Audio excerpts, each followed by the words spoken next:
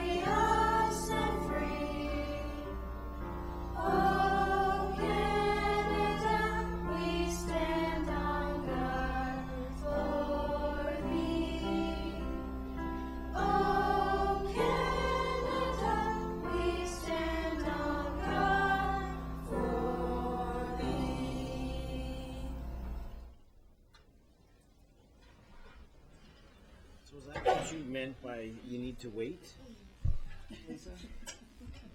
All right, sorry, I didn't understand the wait, I guess. Impatient as I am to get on with the agenda. All right, I'll ask Director Charlotte Patterson to proceed with roll call.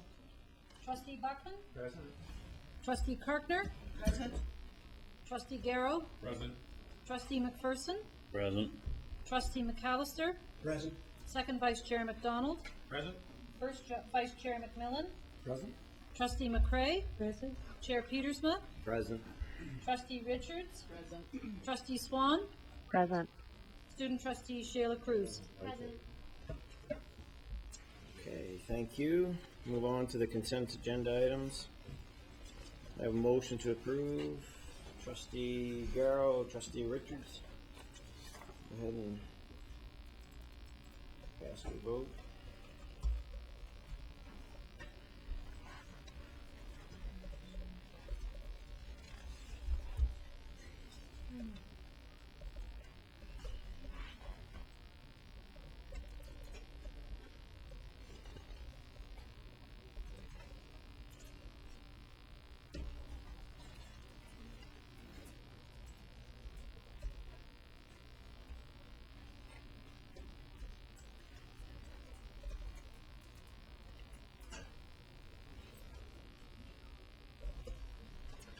Okay.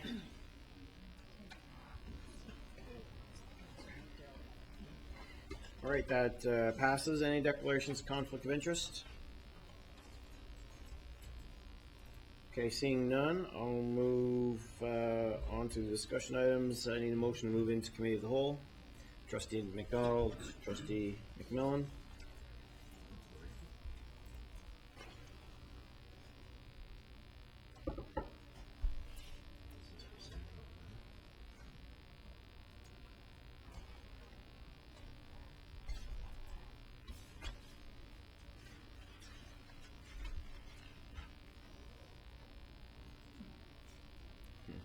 Anyway, anybody opposed?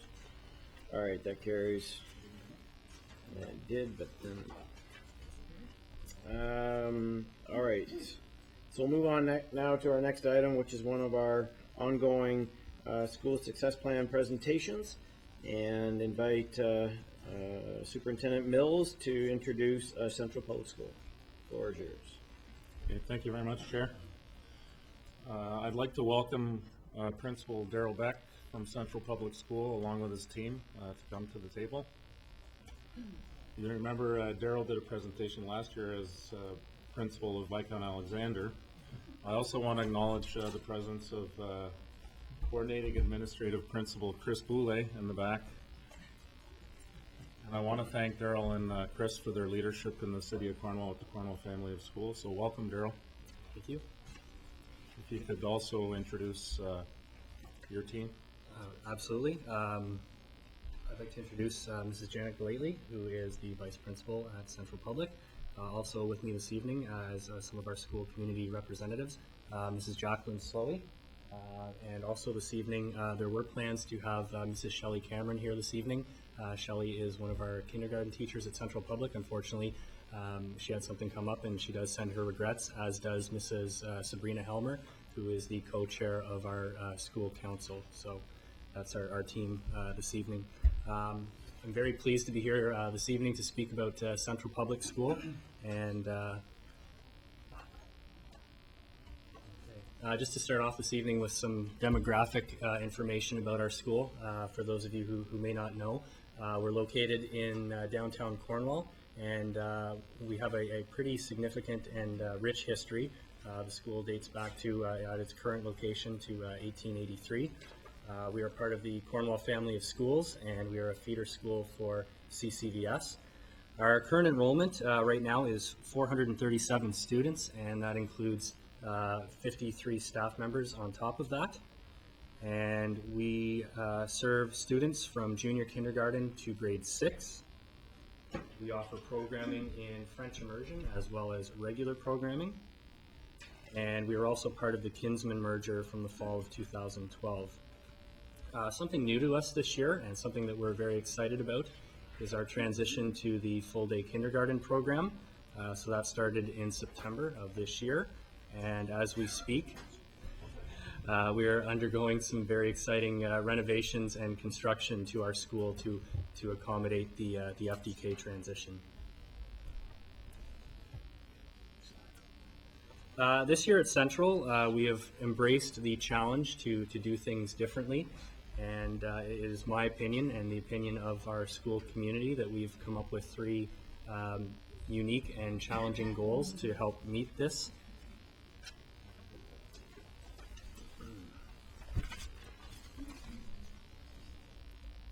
First off, we will increase student achievement through improved assessment practices for, as, and of learning. We will meet the needs of our students through social, emotional, and academic differentiation. I feel this is a unique goal because often when we speak about differentiation, we focus mostly on academic. However, we recognize that there's more to it than that, and as such, we strive to meet the social and emotional needs of our school community in addition. And lastly, we will strive for 100% satisfaction of parents and students in their educational journey. So this ties into the strategic plan for the Upper Canada District School Board in the following ways. First off, communication. And our goal is to communicate early and often. So whether that be with the staff internally, students, parents, guardians, and our school community. We have a number of ways we strive to achieve this. We have a number of internal communications to keep everyone on the same page as to the goings-on in our school. We also have a really strong social media presence through Facebook and Twitter. At last count, we had 690 likes for our Facebook page, which is a significant amount, we feel, in a school population of 437. So we do experience a lot of engagement through social media. Tied in with that, we have a number of staff who have created and tied in their own pages, which can be accessed through our school Facebook site. So again, they are able to stay connected with their child's or their children's classrooms. We also have monthly communications that go home on a regular basis, school newsletter and calendar, and we have also moved into some different forms of communication with home, which includes text messaging. So again, another way to keep engaged with our school community that we're experiencing a fair amount of success with is through text messages. And lastly, I'm pleased to report that this year we have been able to reintroduce our school council. So at last count, we had 5 members of our school council who are at the table with us, in addition to our school representatives, and things are progressing well there. Resources. We have a strong focus on technology, and that gets used in the classroom on a daily basis for assessment and evaluation purposes. We have smart boards in every classroom. We have a number of iPads available throughout the school, and also beginning this fall, we were pleased to introduce a mobile laptop cart, which again gets used on a daily basis to support student learning.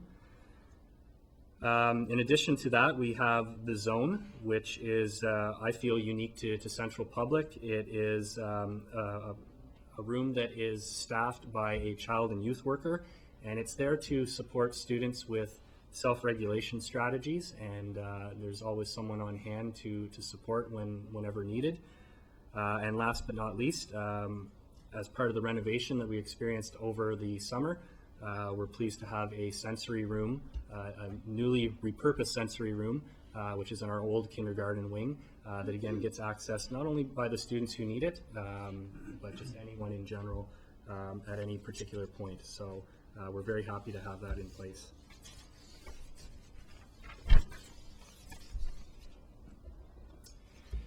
Educational programs. First off, we have our zones of regulation.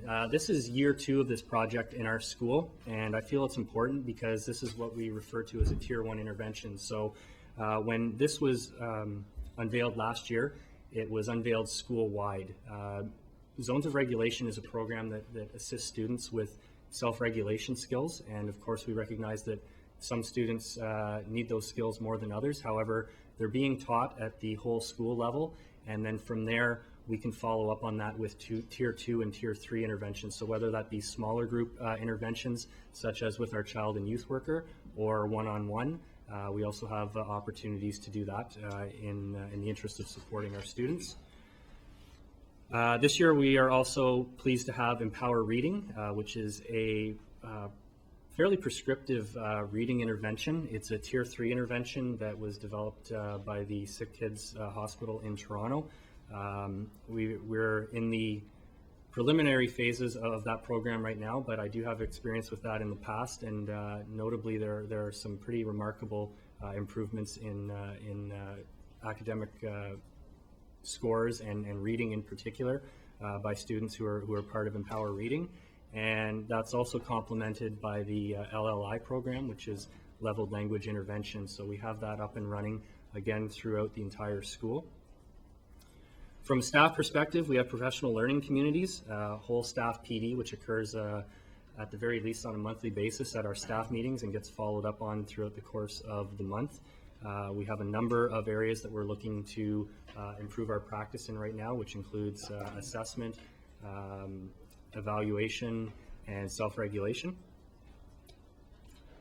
And lastly, for educational programs, I wanted to speak to the RTI approach, which is response to intervention. So we've set a goal of systematically monitoring student achievement through RTI, and in the fall we were able to hold class profile meetings for all of the classes in our school, which allowed us to come to the table, talk about student need, and figure out a plan for how to help them improve.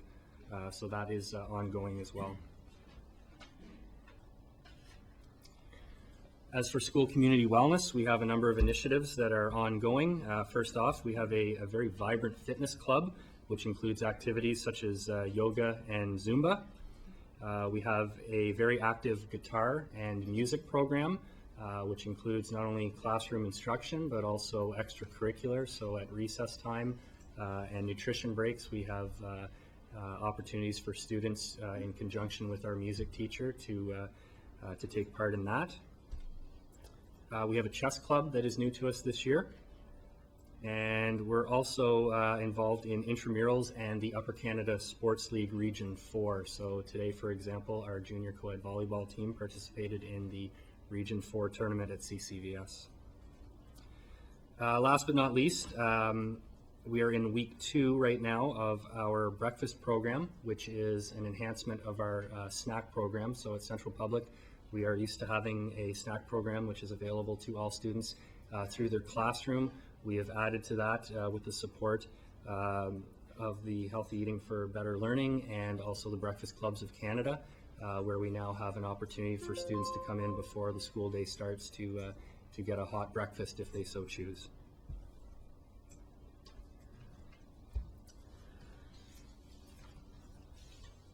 I wanted to speak to our EQAO trends, and I'm very pleased to report that our EQAO data is trending upwards, which is very positive. This slide here shows our results from the spring of 2013-2014 compared against our 5-year average, and in all cases across the board, grade 3 and grade 6, reading, writing, and math, our results are trending up. And then in the far right column, that shows how we're trending in comparison to the province.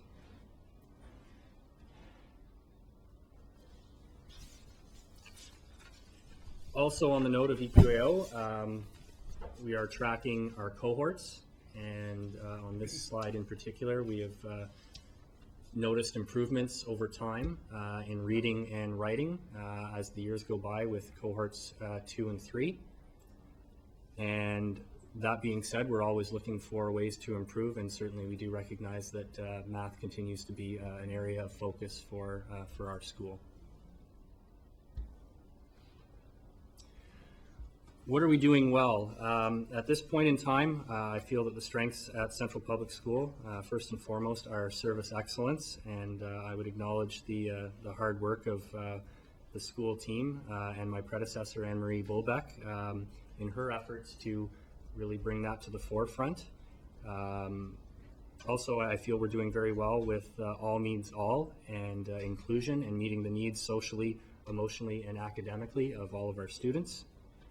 We have ongoing full staff professional development.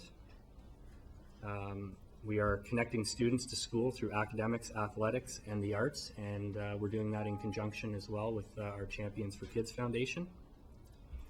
And lastly, we're fostering community partnerships that serve our students and families, and we're very fortunate in the location where we are to have very good relationships with the Boys and Girls Club, Big Brothers Big Sisters, CAS, Cornwall Community Hospital, Cornwall Community Police Services, and other local agencies.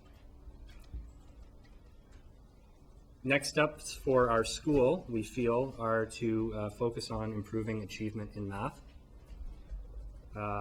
We will also continue to target interventions for students who struggle socially, emotionally, and academically through the student support process. We also recognize that students must be engaged through inquiry, enhanced use of technology, and that could be through the Bring Your Own Device initiative or through school devices, which we provide, as well as through social media. We believe there should be a continued implementation of data-driven, systematic monitoring of students, and in particular, we're going to continue our focus on RTI, response to intervention.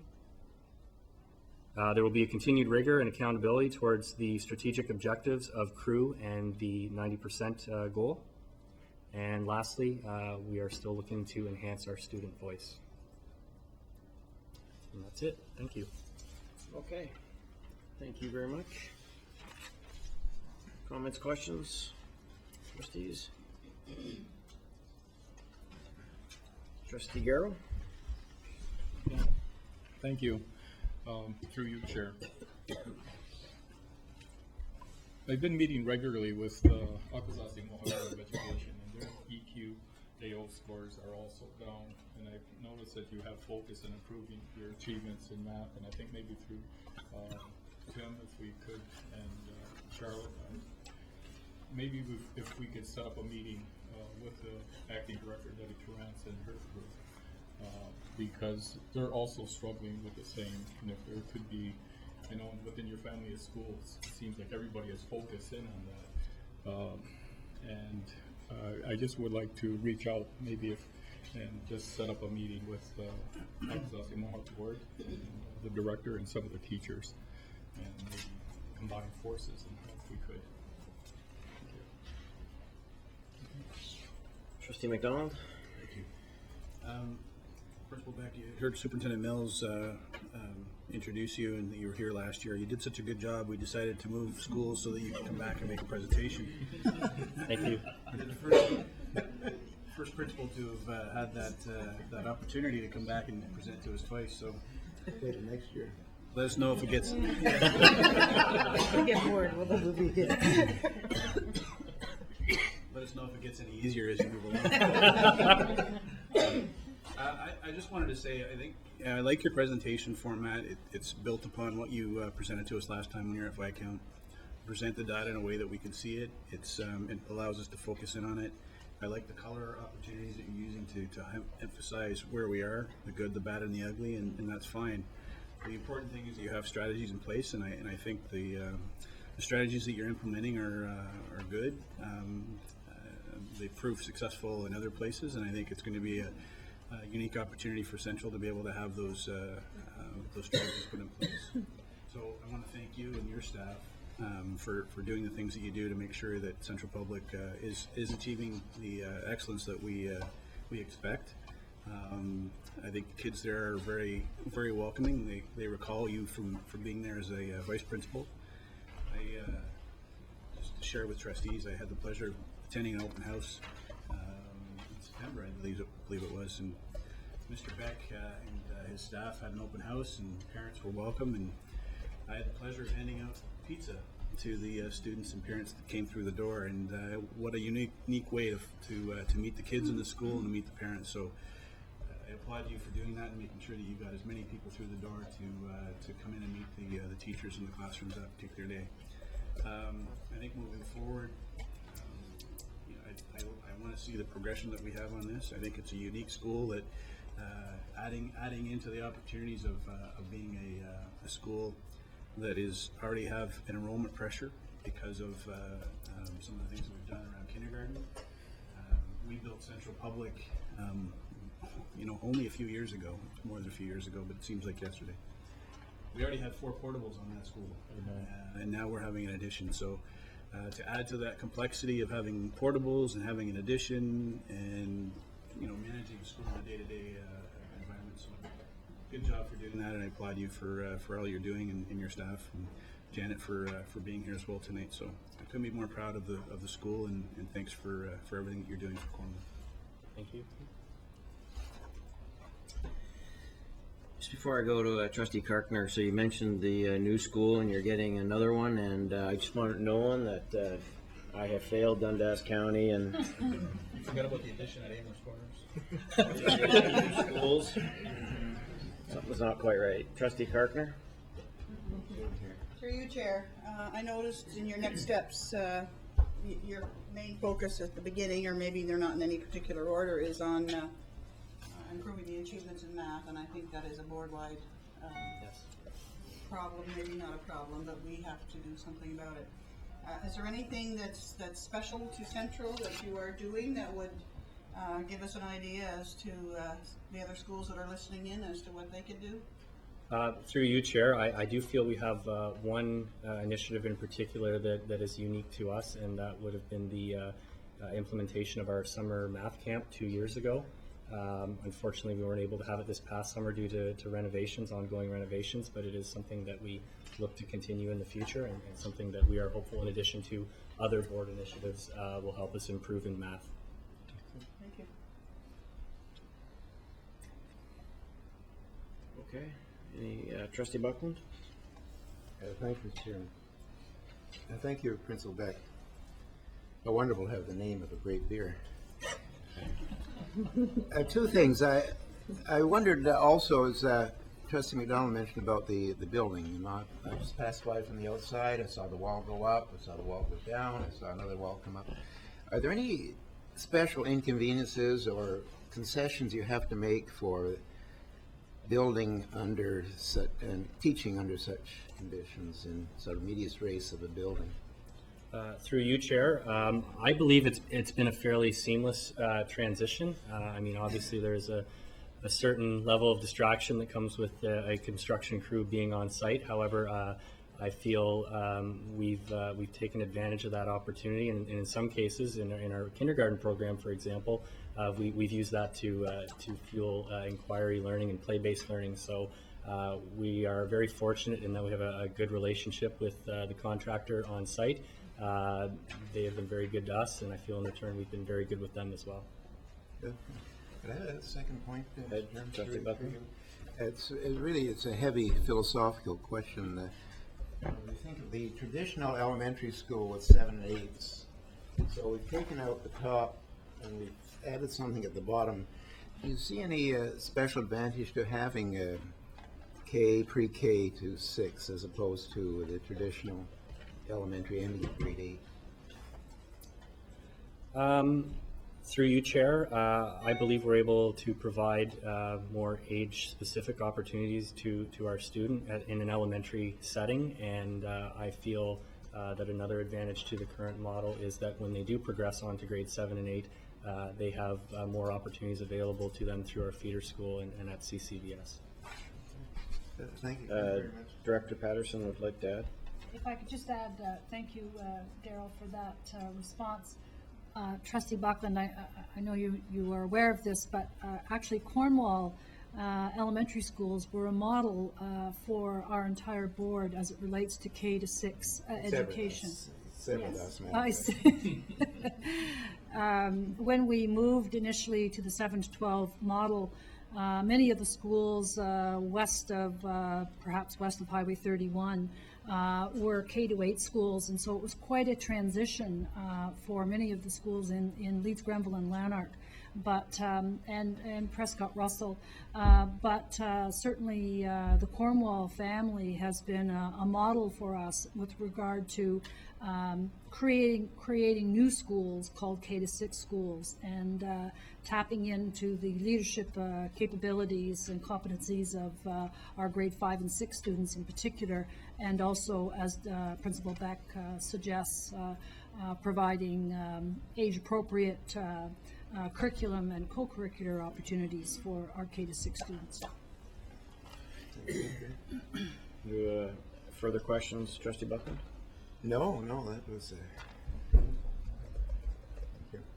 Appreciate it. Trustee McAllister? Principal Beck, I noticed that in your third goal in your school success plan, you have a target of 100% satisfaction for parents. What kind of a target do you envision for goals 1 and 2?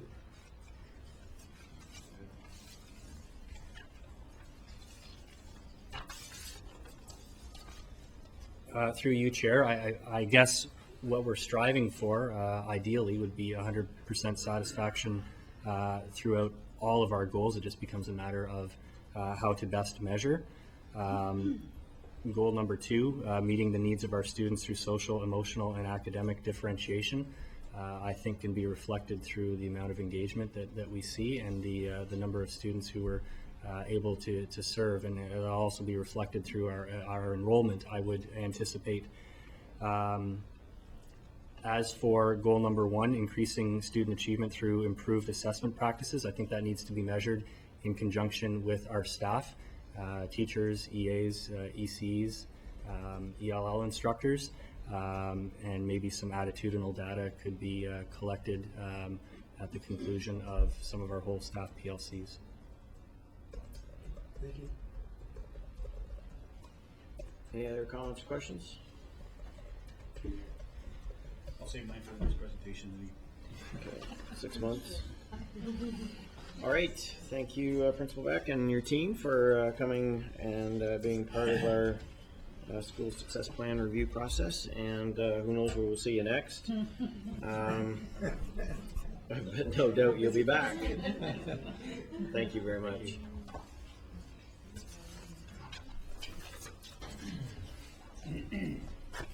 Okay, as this is our final meeting of this term, we would like to recognize years of service for our trustees, and in fact, all service by our trustees. It's often that trustees carry out their jobs without much recognition, and yet we impact virtually every household, every community in our jurisdiction.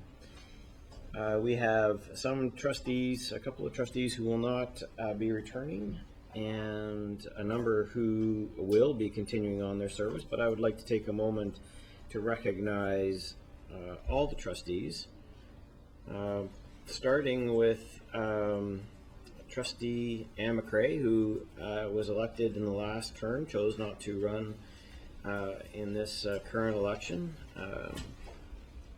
Trustee McCray and I have become good friends, and there's really nobody who personifies care and rigorous attention to detail. I know that we always in management council would sit there and say, now what word is Ann McCray going to be looking at? So you brought attention to detail and rigor to policy and written reports that caused us to all ensure that we brought our A game all the time. So Trustee McCray, I'd like you to come up and give a small presentation. And thank you for your service to the children of Eastern Ontario. Thank you.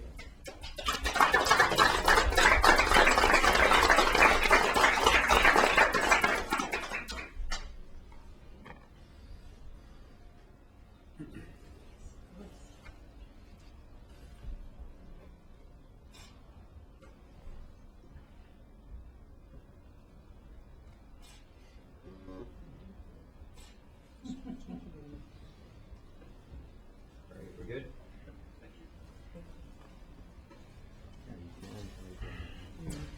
All right, next is somebody who I've known for a long time, a long time. And you know, sometimes you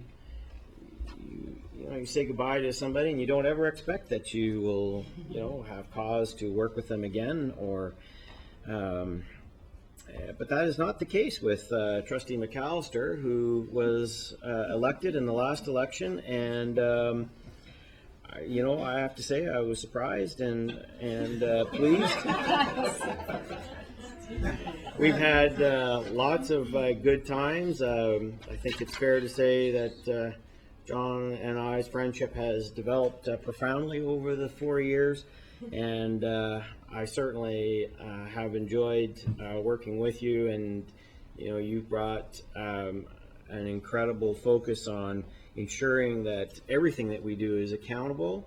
You have always held the record for the most questions. You have become far more specific over time. When we used to get pages 32, 40 questions weekly, and now you're much more succinct. You're down to a dozen. So, John, please come up.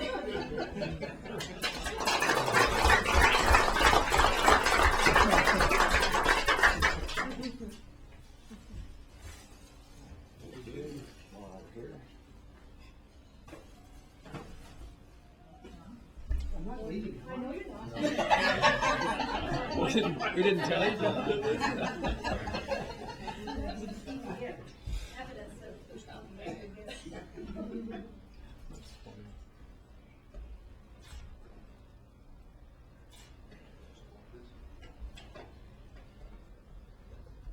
We're good. Thank you very much. Thank you.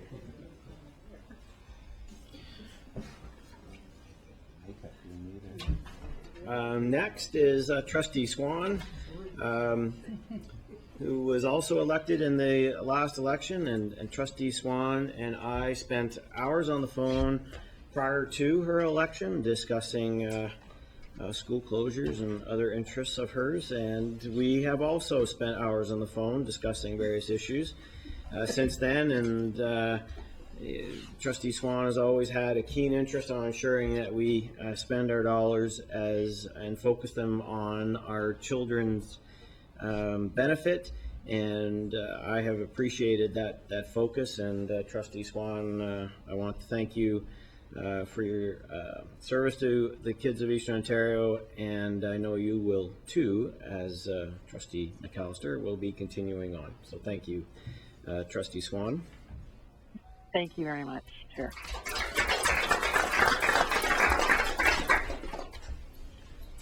Now, the next trustee, Trustee Karkner, also elected in the last election. I knew from seeing around the board office, but didn't know well, and again, I've become, it's been a great experience working with Carol. Carol has a a political acumen and a focus on her schools and making sure that Prescott Russell does not get forgotten. She works tirelessly there, and I certainly have enjoyed and want to thank you for your service to the children of Eastern Ontario. Please come up.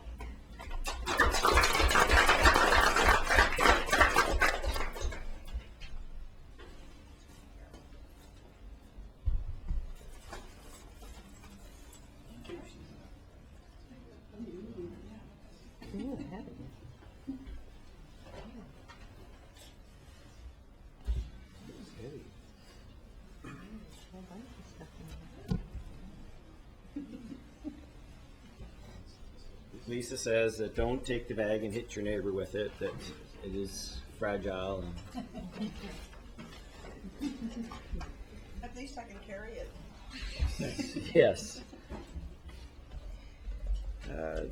Trustee, the next trustee I'd like to recognize, all the trustees so far have had 4 years of service.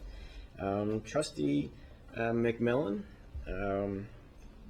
came to the board in the last election, and again, one of these just fabulous people that I've met. We've established a great friendship. Started out maybe as with some of the others, maybe not seeing eye to eye, but we quickly turned the corner. And Jeff, you have in your role as trustee and as vice chair have been an incredible leader in the system. You've been there when I have not been as vice chair, and I've certainly always appreciated that, and always known that you are going to exercise the board's vision and use your knowledge and your passion for education to ensure that the board continues to move forward. So I appreciate the friendship and you. Thank you.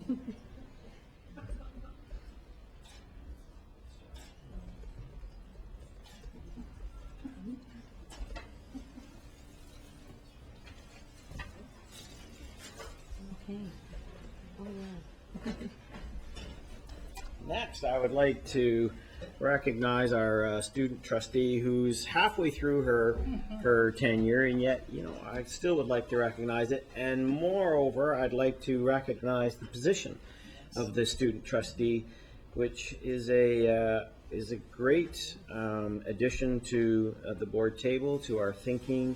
They have been vocal at the table, but behind the scenes, ensuring that we never lose sight of the reason why we're here.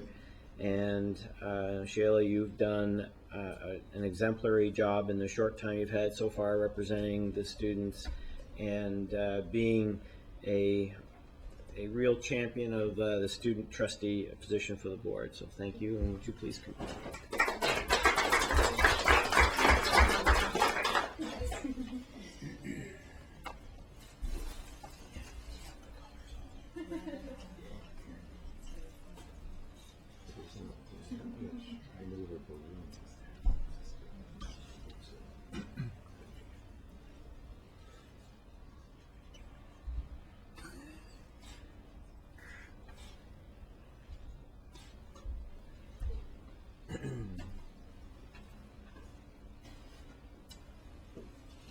I think with Mr. Calder, we have a budding Karsh.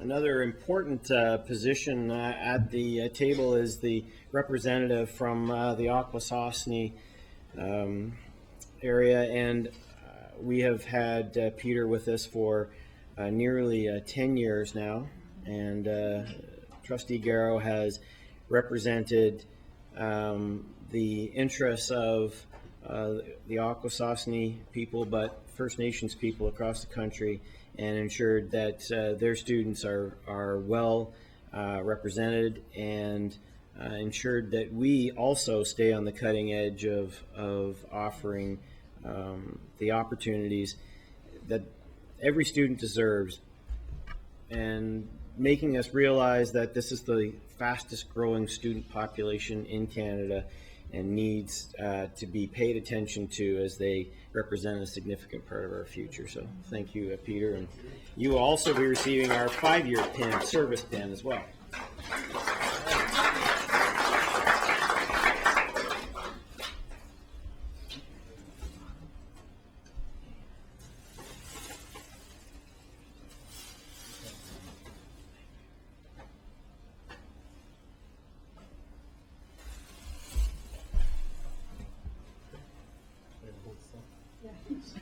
Before we do it, how's John going to get that?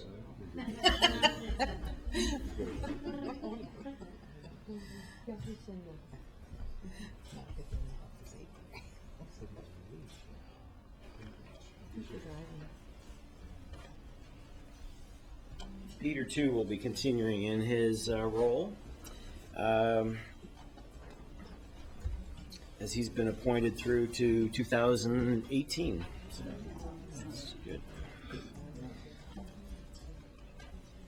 When I came to the board table, there were a lot of city slickers here, and Director Thomas, he was one of he almost wore it as a badge of honor, but we knew the truth, Trustee McPherson, that the real honor was the farmers, and I have become, we've had some good conversations about that area, but you've done for 14 years, first elected in, I have it here, 2000 to the board. You served as vice chair twice, in 2003 to 2004 and 2010, 2011. Most recently acclaimed. You will be receiving a 5 and 10-year service pin.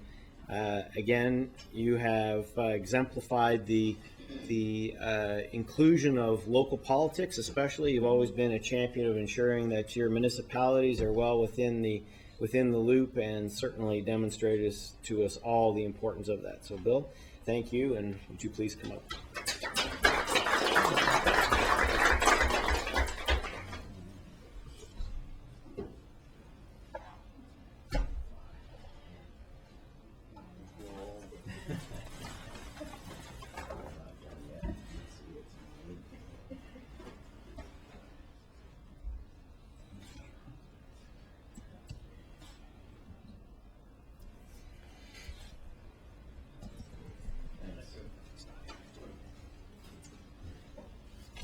Trustee McPherson, as I mentioned, was acclaimed in the last election and will continue to represent Ward 2.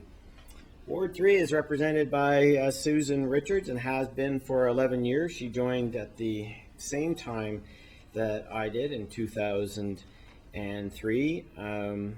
Susan is, I think, our go-to person on special education, has always been a champion for those students, but also a champion for her ward, and ensuring that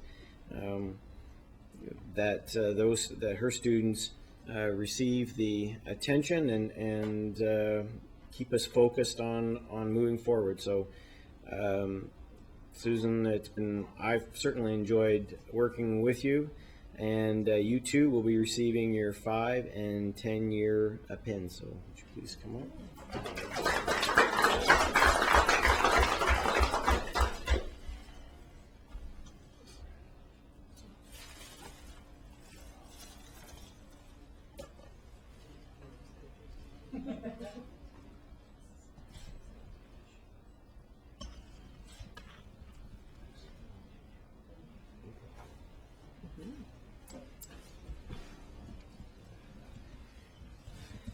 All right, next on my list is at times been my nemesis, but for almost the whole time been one of my best friends at the at the board table, and a friend beyond the table as well. Trustee McDonald was elected in 2000. He has been vice chair 2001 to 2002. He was chair from 2002 through 2006. He has been a trustee for 14 years. He has been a tireless champion of innovation, continuous improvement, questioning the need for reports, ensuring that we stay focused on our particular role at the board table. David, you and I have had some great sparring matches, and I think that, you know, one of the things that I have appreciated most about you and the way that you work at the board table is that we can speak our minds, we can differ vehemently, but we never lose sight of the fact that we share a common bond, as we all do, that we're all here to make student learning progress. So David, would you please come up?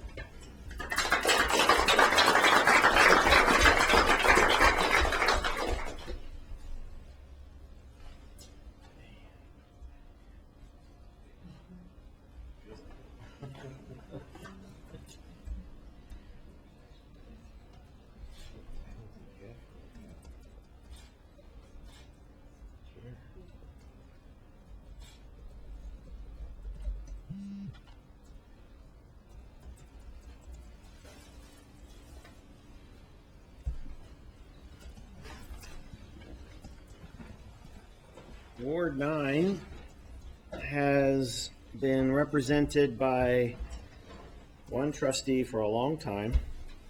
And to speak more to that, I'm going to hand it over to my second vice, David McDonald. Thank you very much, Mr. Chair, and it's a privilege to be able to speak to this tonight, because I recall being a trustee for the first time and getting a call from Trustee Buckland at the time, and he was actually chair of the board.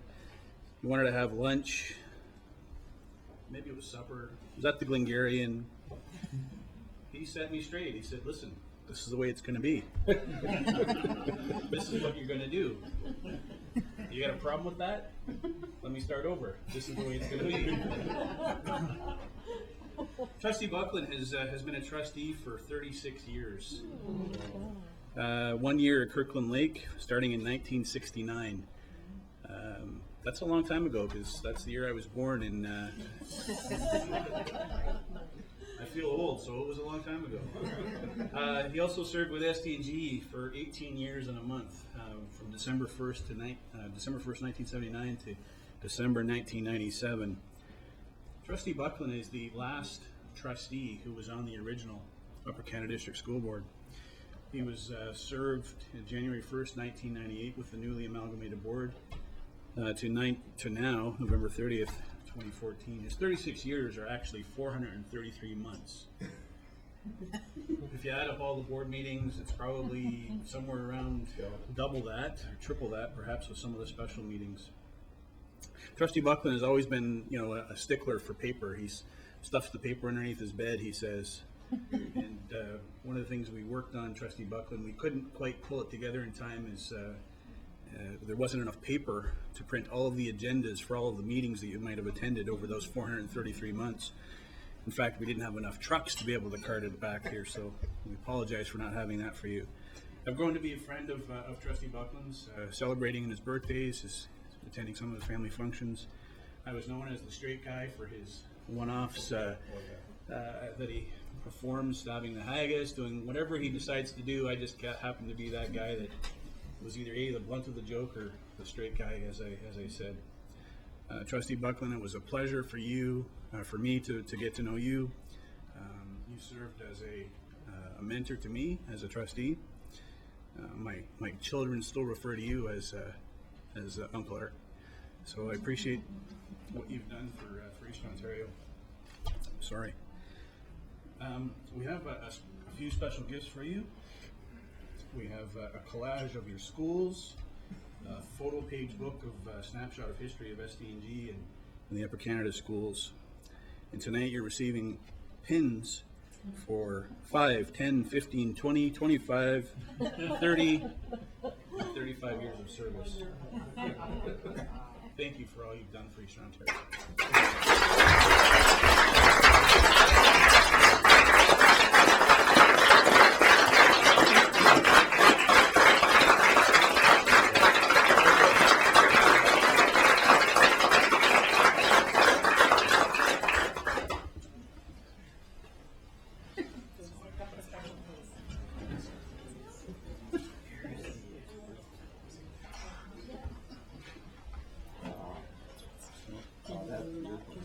Studying here.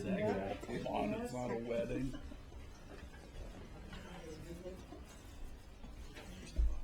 Okay. Not a manager. No. All right, they didn't put your poster on. They are available. No, you need a picture with the You can get all your, I don't know if you can get all your gifts in. Why is it crying? Oh, thank you. Well, they must have figured I was the crybaby and they gave them all to me. Oh, have a cry. No. That's wonderful. I love to hear these.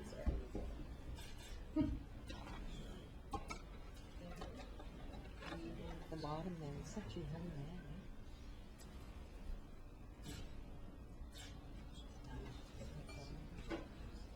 We went by his house at Thunder Bay. That's right. That's right.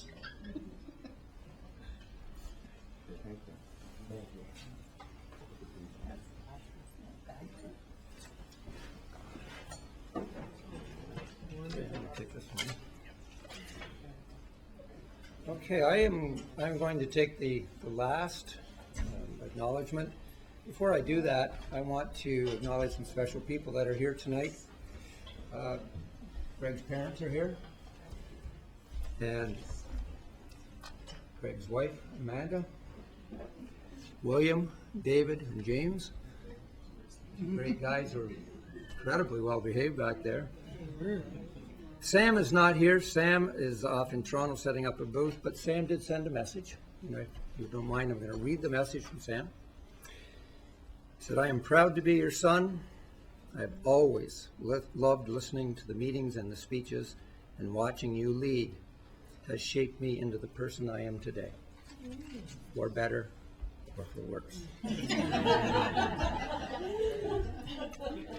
Also, Greg's brother Julian is here, and I had the privilege of working with Julian as a student teacher. He's now a teacher in our board, and I'm so proud of what the teacher that you become. And last, and certainly not by any stretch the least, an old friend, Joan Hodge, who was a former trustee. So welcome and thank you so much. And you know, I think it's so important when family members come, because you send Greg off to us, but you don't really know the impact that he has had. And when you are here tonight, I'm sure you're getting a sense for just how important his role was, how much we respected Greg, and the impact that he has had not only on us as a board, but on the lives of the students in this board. When he leaves you, he's doing some really important business. So thank you so much for being here. You know, Greg entered politics at the board level in 2003. He served as a vice chair from 2004 to 2005, and has been the chair of the board for the last 8 years. Greg has worked unselfishly on behalf of the Upper Canada Board for the last 11 years. This has come with personal sacrifice. He's been away from his family, away from his kids, and away from his job. You know, through this leadership, Greg has encouraged us to open our minds and to focus on what the role of a trustee really is. He's pioneered change in the way we conduct our business and the way we measure our growth and success. There's been many challenges for Greg and the board over the many years that he has served. It has not been a straight road, and it has not been an easy road. Yet Greg has remained committed to doing what was right for the system and for the students in Upper Canada. And he has never, ever backed down from a tough decision. On behalf of the board, I want to thank you, Greg, for your years of dedication and your true leadership. We've been proud to have you as our chair for the last 8 years. I'm going to miss you as a trustee. I'm going to miss you as a leader. I'm not going to miss you as a friend because we know where you are. And when we need to reach out for a voice of reason and for a voice of just plain wisdom, you're the man we're going to. Greg, you've given so much, and there's no way that we could ever thank you for what you've done for us. We wish you the very best, and we're going to give you a few things tonight. We'll start off with, you're going to be getting a 5-year and a 10-year service pin. We have a special gift basket that has been made up for you with some useful goodies, and a survival kit that will help you retire. Actually, we should have a survival kit for your family to help them survive. And before we do that, there's another award we're going to give in a moment, but I know that Trustee McDonald wants to say a few words. Thank you. It's a rough night for me. I'm losing 2 good friends at this table. You're not going anywhere else. Greg, you mentioned earlier about our ability to talk at this table, to butt heads, to leave it here. And I love that about you. It was a tremendous opportunity for me to get to know you as a person, get to know your family. We shared many moments together. This board is better off because of what you've done, better off because of the challenges you put forward to each one of us and to our staff. You succeeded me as chair, and I couldn't have asked for a better person to have done that. We are very fortunate tonight to have 4 of the 5 chairs that served Upper Canada in this room. Yourself, Trustee Buckland, and Joan Hodge. I think that's a pretty good indication of the leadership that you've had. People have made sure that they followed you despite moving on from this board, friendships that you've created, but most of all, the journey that you've taken us on to get us to the next level. We've had some tough discussions, we've had some tough opportunities, but we all come out of them unscathed. We come out of them better. And I'm not sure who I'm going to have those long discussions with at 2 o'clock in the morning. I'm not sure who I'm going to share some of the travel issues with in the future. But I want to thank you for everything you've done for me, for the students of Upper Canada, and for all of Eastern Ontario.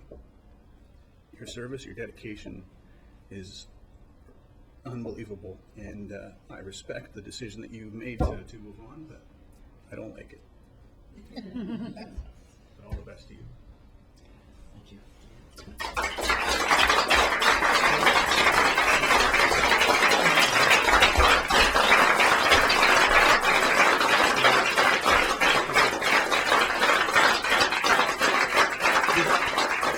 Before we do that, we have one other award that has to, this is a new award. If I can just get it, and just have a seat.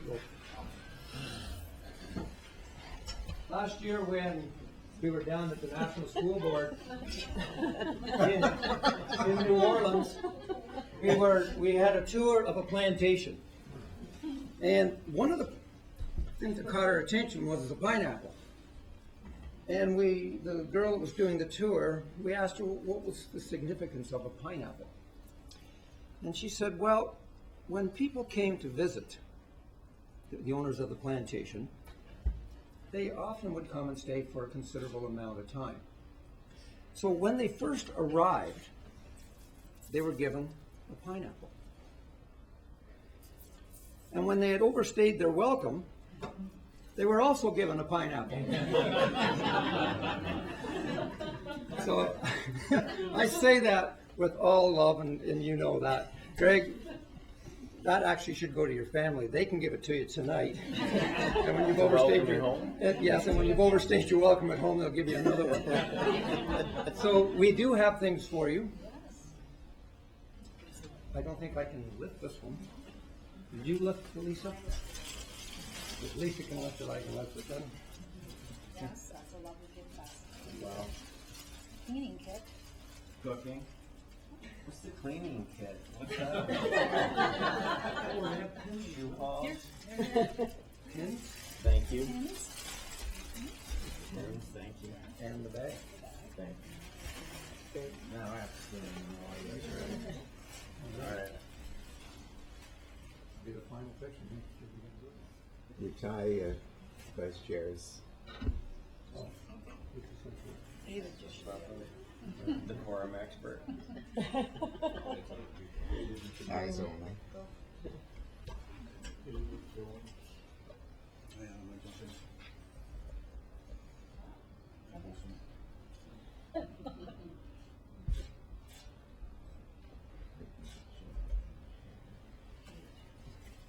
Mr. Chair, can I say something? Go ahead. Can we have a picture of the 4 chairs? Joan, That's a Art, great idea. you know? David, Joan, can you come up? That would be great.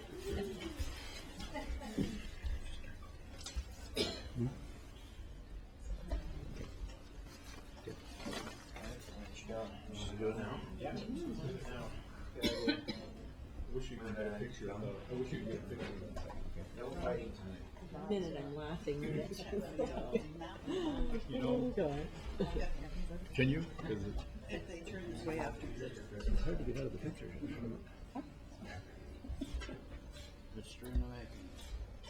Jeff, it'd be great if they had a picture of that. Pardon? The picture, Craig? they had a picture, Can you guys stand with the map of the back? Stand in front of the map. yeah. That'd be nice. One more.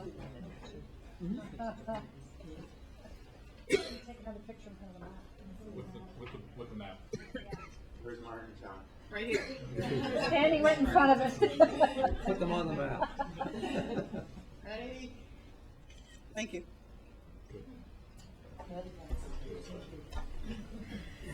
So before I finish, I'm just going to ask, if you don't mind through your chair, if Trustee McAllister, you have a few things you'd like to say. I'd like to say something about the 3 departing trustees, our colleagues.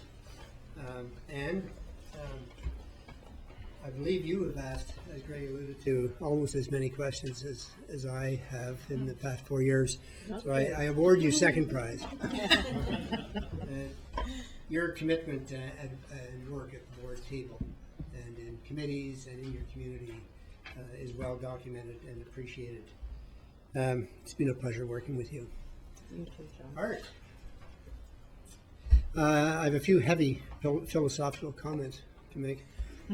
You and I shared a number of things, Stormont Dundas and Glengarry, a sense of humor which I will miss, a love of music and an appreciation of some of the finer things in life, a commitment to public education and a balance in approach. Next week on December the 3rd, if you will recall, December the 3rd will mark the 4th anniversary of that infamous inaugural meeting which provided proof that it's best for trustees to meet in person rather than by teleconference, especially when haggis is involved in some undisclosed remote location. Art, I will miss you and good luck and thank you. Greg, you and I had a rough beginning, and I think that's well documented as well. As you have made me, as my mentor, you have made me a better trustee and a better person. And this is a classic case of a teacher-student role reversal, because as many of you may know, I did teach Greg, and that role has been reversed, and he has done perhaps a better job with me than I did with him. You ensured that we would succeed in our projects, and with the accountability framework which you led, this board is getting better. We are not yet the best in the world, We're not world-class yet, but we are indeed improving dramatically. You have succeeded in bringing us to the next level. And on a personal note, I'll miss our phone calls, which often turned into constructive venting sessions. But nevertheless, together, we as a board have accomplished a great deal. I will miss you, my friend. Thank you. Nice.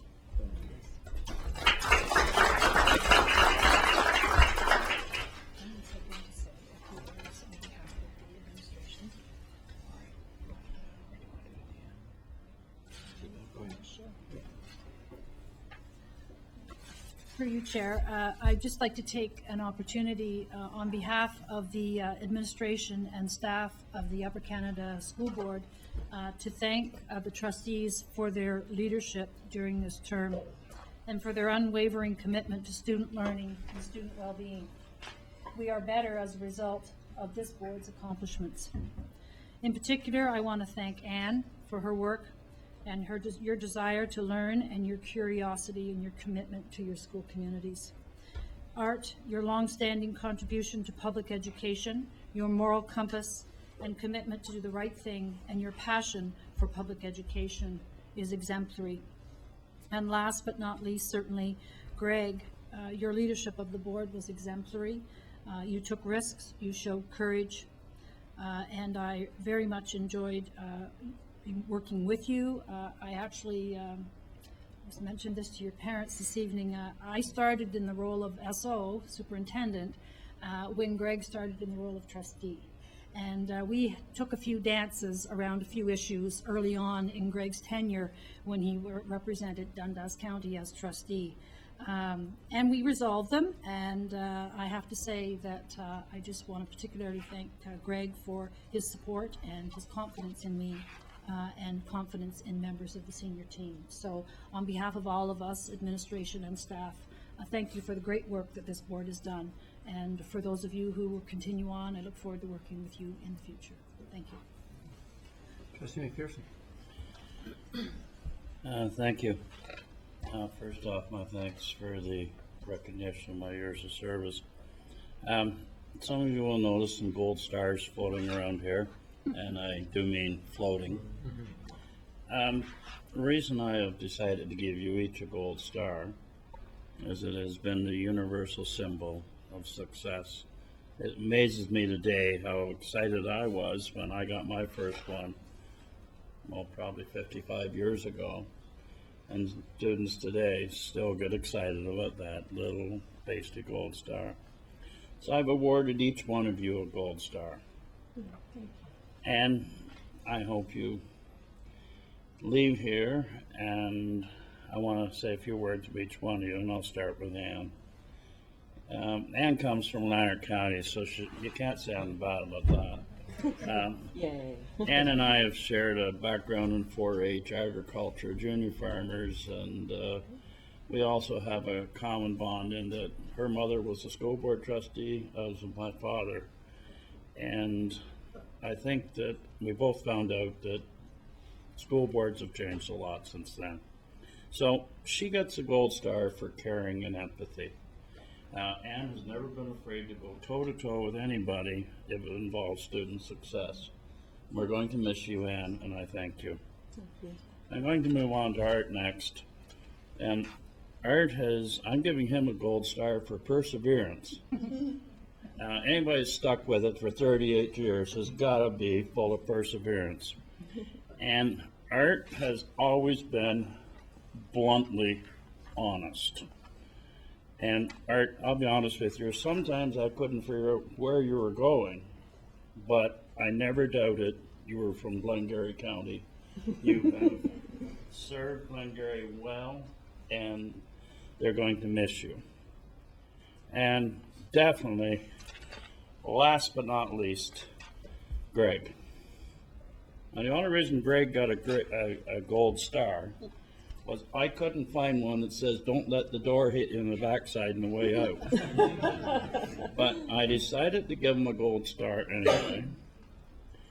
I first met Greg as a school council chair, and he was full of ideas, enthusiasm, and I'm glad to see we haven't changed you, Greg.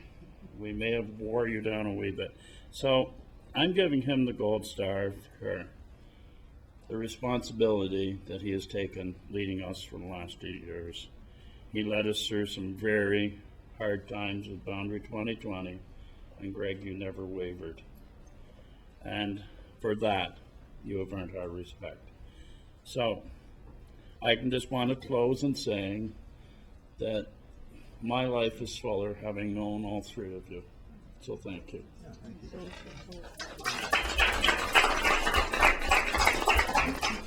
Before I turn it back to the chair, Lisa, I want to thank you on behalf of all of us, the hard work that you put into this. Behind the scenes, you've made this a wonderful event, so thank you so much. Pass it back to the chair. All right, well, I had sort of planned in my head that I would deliver in the typical spot of my final comments at the end of the meeting in hopes that I might be able to keep some of you on the straight and narrow. But seeing that everybody has said such wonderful things, I feel that it really is now that I should say my thank you. It's been stated, I joined the table in 2003.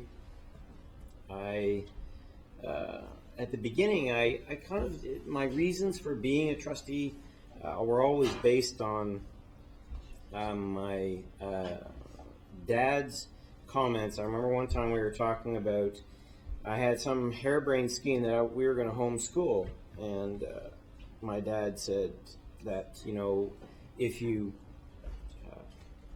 if all parents who care passionately about education homeschool their kids, then what chance do the parents who either can't or don't have the inclination to value education? So it's important that you send your kids to a public school.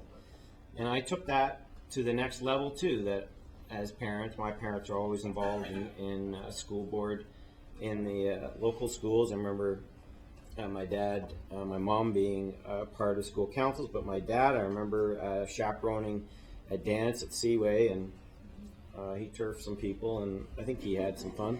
But I took it to the next level that as parents that we should push our involvement, and certainly after becoming chair I remember showing up at a meeting in Morewood, and the principal was operating the meeting. It was Lorna Anderson, great principal, and I kind of stood up and said, "What's going on here? I thought this was parent council. Shouldn't parents be running it?" And the next day, 3 parents showed up and said, "Well, since you think that here, you're now the chair of the school council." And that was sort of my beginning in the school politics. And I remember as part of the school, as being a chair in Dundas County, you were part of the Dundas School of School Councils, a pioneering group, a group that has had more influence on public education in Eastern Ontario than perhaps any. And I realized then that there was so much more you could do as an individual to affect the positive trajectory of not only our schools but our communities by involving yourself in school politics. And I remember when Maria Thompson, my predecessor, resigned, indicated that she wasn't running, I leapt at the opportunity to be part of school council, part of the school board. When I got here, I thought I was going to be the youngest trustee, and I thought that for several months until I realized that David McDonald was in fact younger. By many years. And he was chair. It didn't seem right, but anyhow, I remember David and many of the trustees were very welcoming. And I remember the first thing that we did of real significance was decide that we were going to build a school in Russell. And I thought, wow, this is easy. If we can build schools that easy, this is going to be fun. Wow. Then I remember 6 months later having to go back, and somehow everybody abandoned the responsibility, but I was there and had to tell the school community that no, in fact, we weren't going to build a school. We'd run out of money. That meeting did not go well, and I learned a lot about meeting management from then director David Thomas as he tried to turn the meeting that I had stirred up and turn them around. At the beginning, I think it's fair to say that there was a real east-west divide. There was a leadership, probably David led the east, and in the west there was a fierce defender of all things west, trustee from Leeds and Grenville, Joan Hodge, who believed that everything was great in the west, and of course we were from the east, so everything was great in the east. I remember sitting around here and really not focusing on kids, but I think focusing a little bit too much on ourselves and what we believed in. And with David's leadership at the time and Joan's open-mindedness, we managed to turn the corner and establish, I think, a real sense that we're all here. I've never met anybody in this board, at this table, that didn't come here with the belief that that we need to improve the education of kids. I've never met anybody that thought it should be not improved. And once we all saw that as the why we were here, we then realized that it was okay to differ. It was okay to not see eye to eye on the issues. We respected the fact that every single one of us, no matter who we represented or what our background was, every single one of us wanted our education system to improve. And when we as a group came to that realization, and I happened just to be luckily transferred into the chair's position, it made 8 years of being chair pretty easy. We have done some fabulous things as a group, and I look at that long history, and some of those events have been referenced, whether it was school closures or dealing with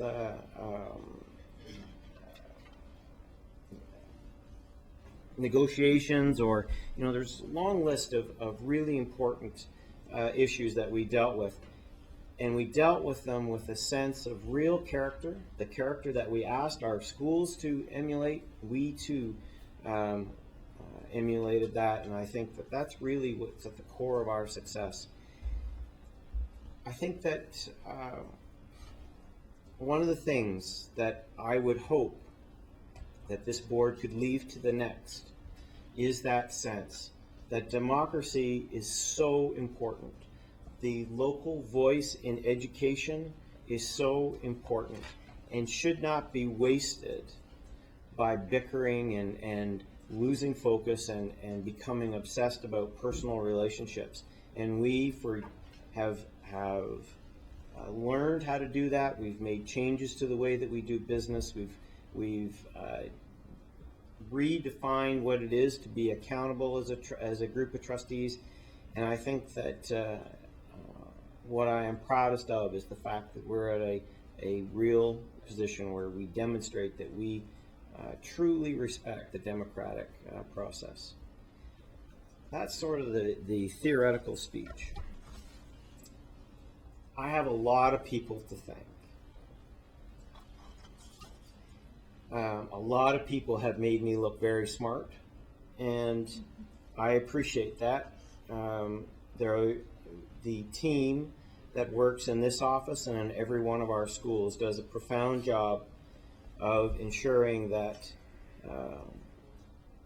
what we set out to do, our 90%, our rigorous care, whatever it is, that we do very well. So my first thanks are to all those people, some of which I know, some of which I've met, many of which I don't know, but I truly respect everything that they do.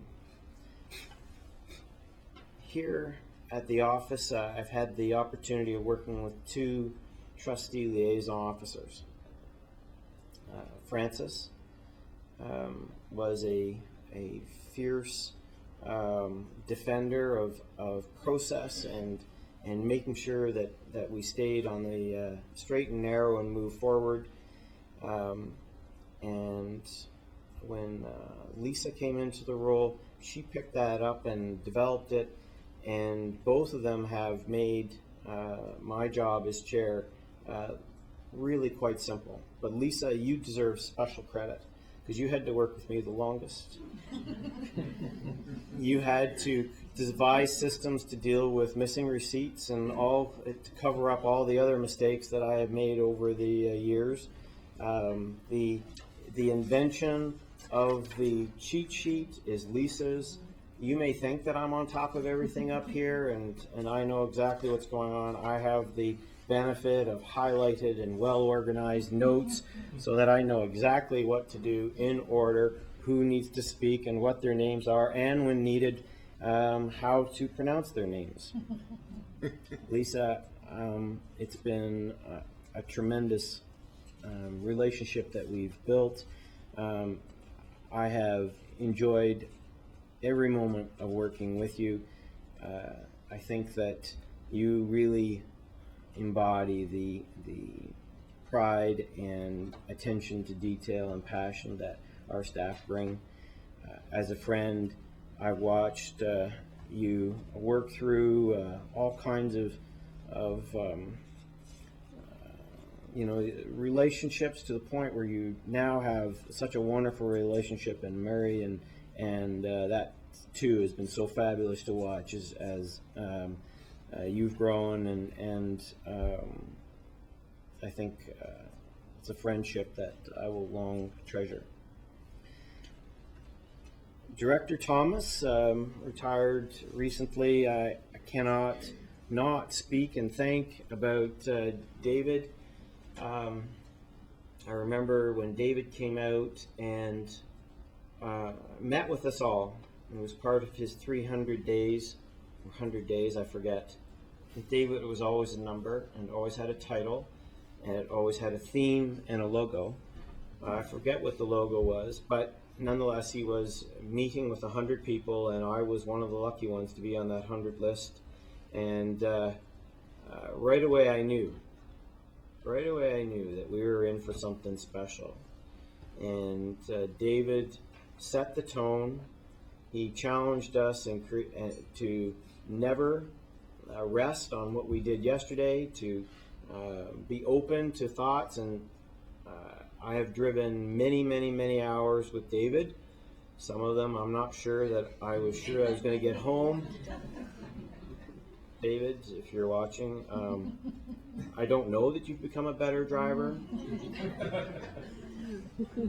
However, I did always get home, and a few times he had to actually drive me home. The infamous time I forgot my keys in an office in Toronto, he was good enough at very late on an evening to drive me all the way home. David's friendship has been profound, and I've had opportunity to tell him that. He certainly has been a role model and provided me with a lot of guidance on how to work with my community and represent education. More recently, I was talking before we were having some dinner, and we were talking about all the trustees that have sat at this table in my tenure, and some of you have been here longer, it's a lot more. And every single one of them, as I've mentioned, came here with a sense that what was best for kids is what we wanted to do. This board has been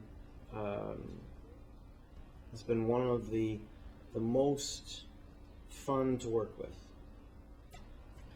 I really enjoyed every single one of you. We've worked on many issues.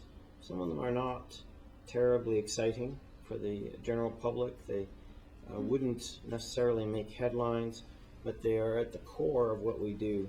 And certainly all of you, I've enjoyed working with you. David McDonald. As I mentioned in my introduction, I right away knew that David was going to be a problem.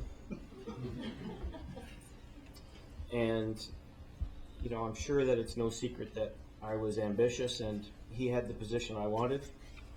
And, you know, you could do that two ways, right? You could either go at it right head on and say, okay, you know what, I'm going to work to get rid of you. But I realized that David was a very good leader, and I had a lot to learn from his leadership. And I was, those 3 years, the first term that I spent, and especially the year I spent as a vice chair, were some of the most special times in terms of learning how to be a leader, David. And you certainly always made sure that it came back to kids. Always. And not just some kids, not just the smart kids, not just the kids that needed help, but every single kid needed our attention and needed to have, we needed to improve the system for them. I got so excited about being chair that Trustee Buckland thought that perhaps I should have a lesson in humility and booted me from my vice chair position in my third year. I probably would not have thanked you for that then. In fact, I know I didn't. I was my ego was bruised and I was hurt. However, it was a good lesson, Mr. Buckland, and I certainly appreciated it. And I think that it helped me become the leader that I was allowed to become as chair. Jeffrey, I knew you were special when I first saw you, and we were giving you an award for your courageous teaching techniques. I didn't know at the time that I'd be working with you. When you came to the table, I knew that it was just a matter of time before you and I would be working together. And I'm glad the way that it turned out. I'm glad that I've had the opportunity of working with you as a vice chair. You bring a special eye to education. Your care for kids is incredible. And over the years, I've always wanted to be a good speaker. And Director Thomas did everything he could to school me, but I never really had that, never really felt that I had that ability to grab the story and tell the story and really connect with the audience. And that's something that you have naturally, and that comes from just your incredible empathy for kids and the challenges that they have, and that transfers to just your relationship with people.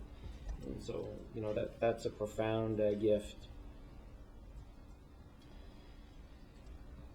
John, I made some comments earlier.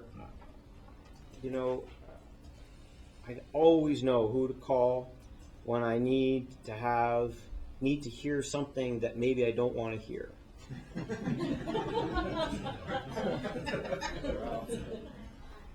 I'm always going to get a test of my theory, of my action plan, and, you know, I think that you always were there. You always picked up the phone, which is, I would call you at any time. And you, I really appreciate the special relationship that we've developed. I could speak about you all, and we'd be here for hours, and I'm not near well organized enough to do that. I've made some earlier comments. I do want to, though, speak to my family, who have never once questioned my leaving, my picking up the phone, my talking for hours to trustees. They never once have said, when are you going to be done that phone call? They've never once said, please don't go. Why weren't you at my parent-teachers meeting? Why weren't you at a birthday party? Why weren't you at any of the number of functions? Every single one of you, my parents and my 4 sons and my wife, my brothers, you've always been so supportive of what I've done and in allowing me to sacrifice a lot of our personal time in order to do it. And I always felt that I had your blessing and your support, and I want to thank you for that. I'm going to just make one or two comments. I saw Jeremy out of the corner of my eye, and Jeremy is, I've made a lot of great friendships with the staff and the administration, but Jeremy,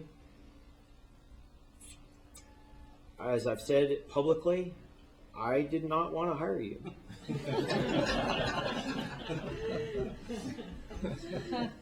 And I have lost some votes over the years, not many, I don't think, but I lost that one, and it was the best vote I lost.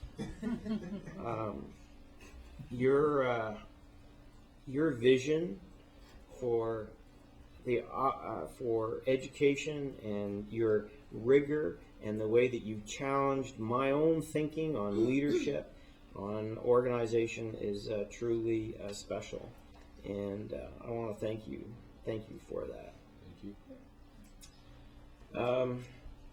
As I said, I thought this was going to be done at the end of the meeting, so sort of had this vision of final speech and then walking off the stage. But we still have a lot of work to do, and it's 8 o'clock, so we should probably get back at it. Another pineapple.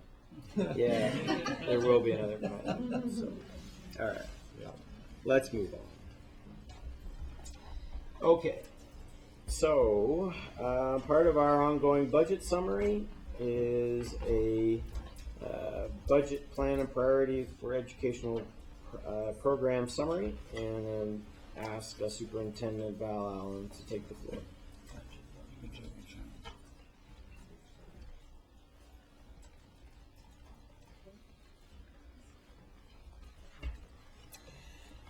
Thank you, Chair Petersman and trustees. Pretty hard act to follow, I must say. But one of the things I heard a lot about in the addresses just now is about the students and your care and compassion for the students. And I think this presentation represents that as well. It's the essence of our work. It's the educational programs that we are providing in our schools to support our student learning. So this is a budget presentation on our priorities in that regard. So when we talk about program and student engagement, it's really about teaching for learning. T4L is an acronym we've used in the past. It is about those two pieces of our organization and about the vision of those two pieces coming together with learning for all students, programming for all students. And although some of the funding from the ministry comes in different pots, our vision is merging those together down the road and communicating that out to the parents and the public, and working in our schools in that clear and purposeful and effective way that as a Board of Trustees you expect us to do. And this work is totally embedded into the new document and the vision for Education Ontario, the Achieving Excellence. The pillars embedded in this document are really what we're all about: the teaching excellence, the equity, the well-being, and the building public confidence. If we do a good job of this, public confidence follows right along. We don't have to work at the public confidence piece. So in program and student engagement, or T4L, what are our underlying beliefs? And we've heard it tonight already. All means all. Every student in every building across our district. We are one, and we are targeting to work together as a whole.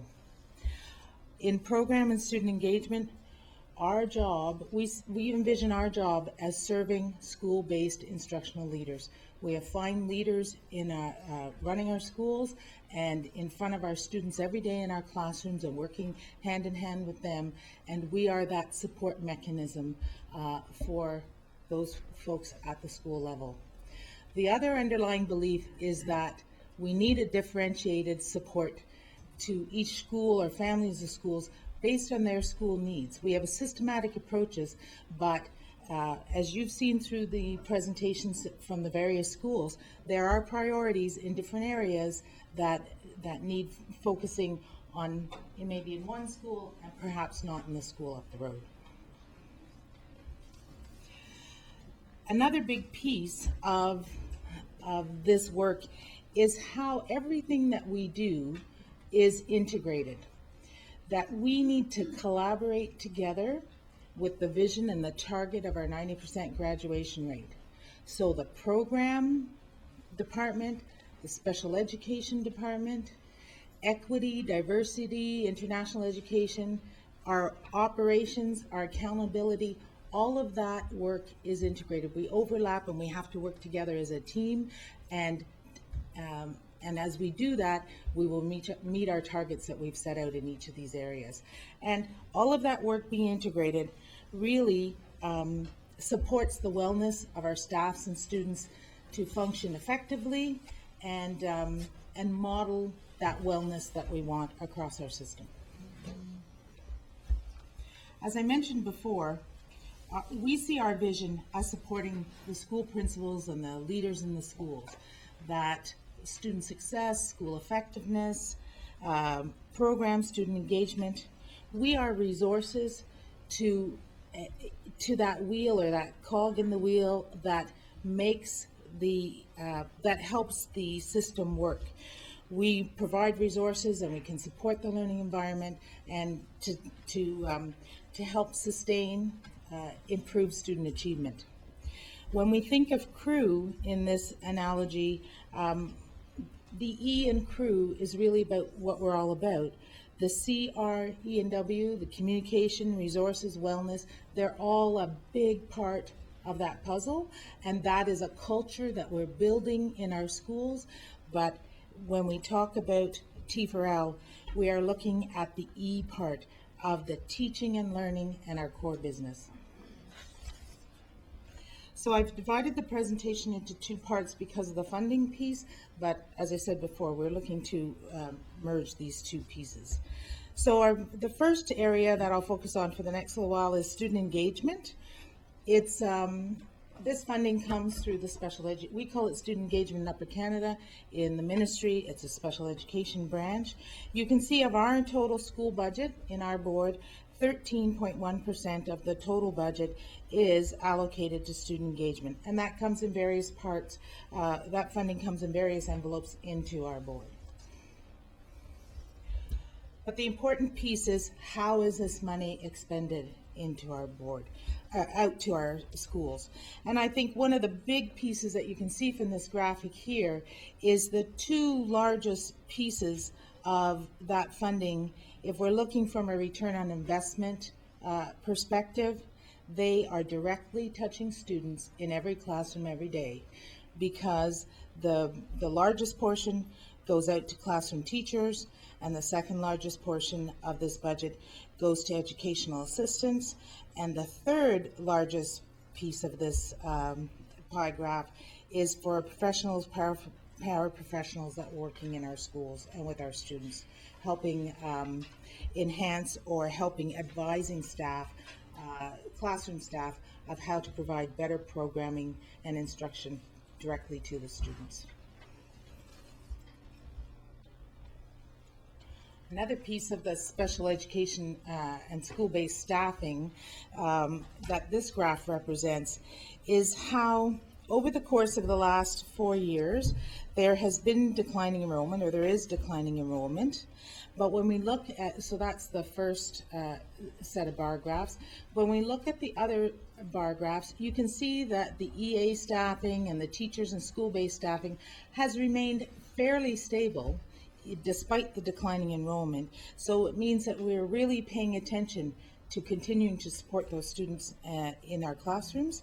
And the piece that has grown over the course of the last few years is the CYW line, where we're supporting that other piece of the wellness in the schools. So paying attention to schools that need the people in the roles to support the wellness part and promoting the belonging in the school and doing those alternative interventions, working along in collaboration with the rest of the school staff.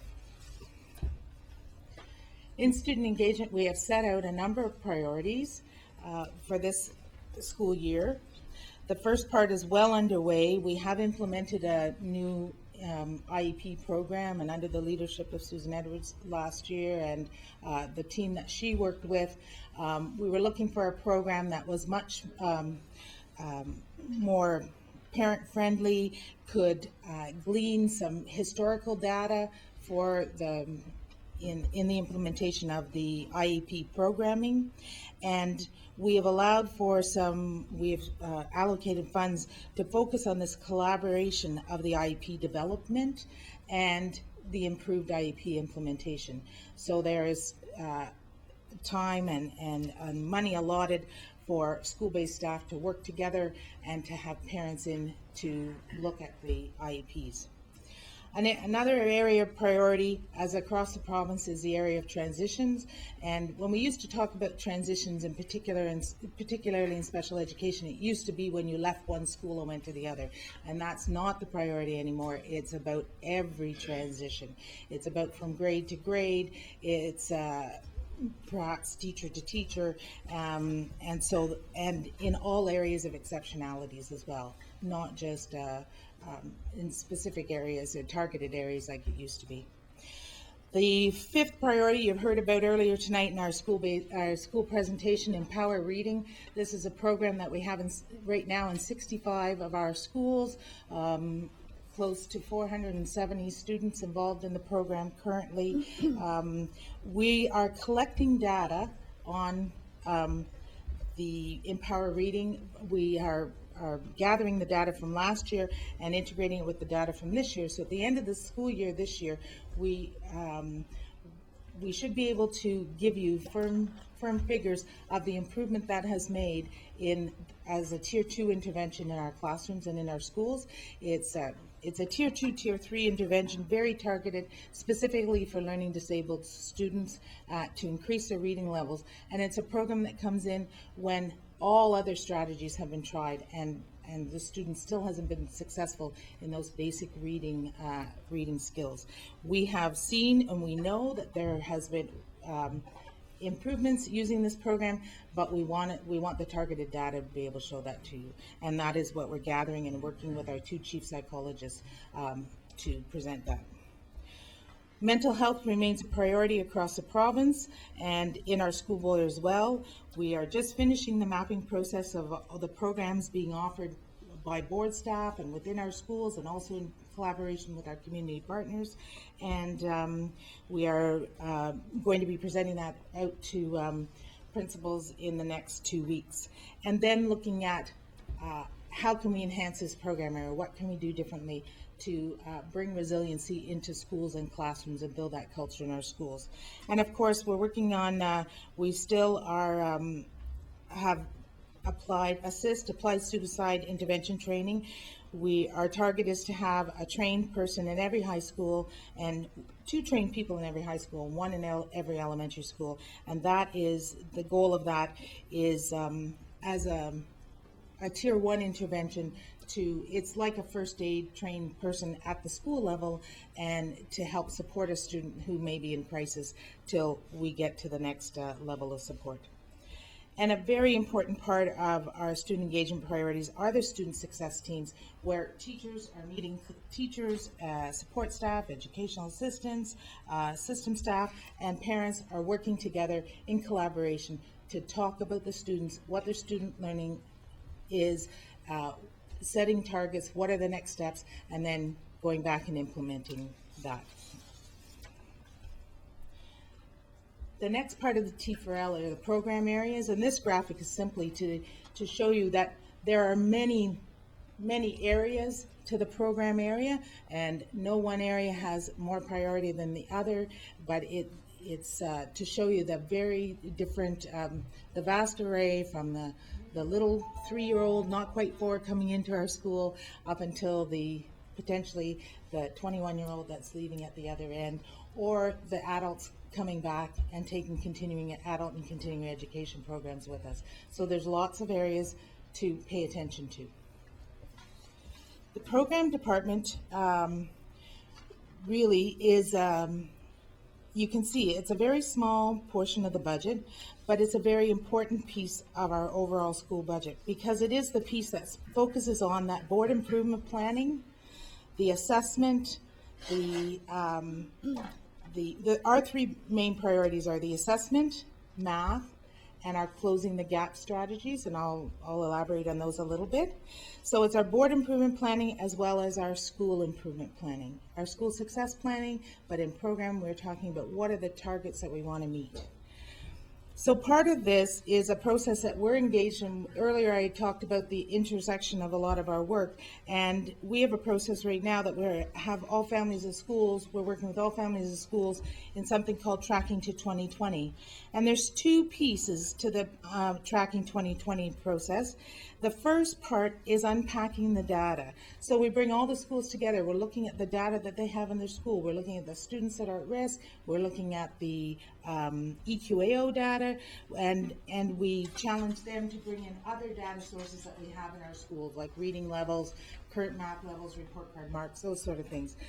The goal of the unpacking the data is to raise the instructional bar, is to look at the achievement data, to identify problem areas, and then look at what is the professional development that we can help you with in that area. The second part of the Tracking 2020 is the Closing the Gap strategy, and that is tracking individual students that we need to help to get to the 90% graduation rate.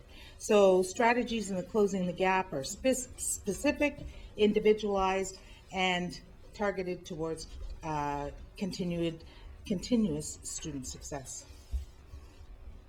So some of the overall areas of focus is our junior math work. As you've seen in almost every presentation that we've had from the schools, that math is a priority. It's an area that we definitely need to focus on. We are our hub work has expanded to grade 4 or 5 classrooms this year. We have followed up days in classroom settings with all teachers. What's a little different this year is we are doing a differentiated approach. Some schools that need more time might have more follow-up days than they have had in the past.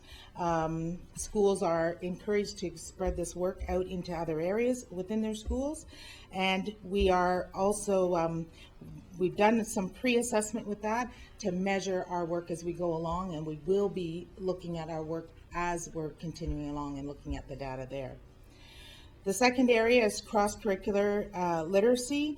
This year there's a new geography curriculum that has come out at all levels, and so we're using that curriculum to look at raising our cross-curricular literacy skills. So we're working with half of our schools this semester in a hub situation, and we'll work with the other half next semester.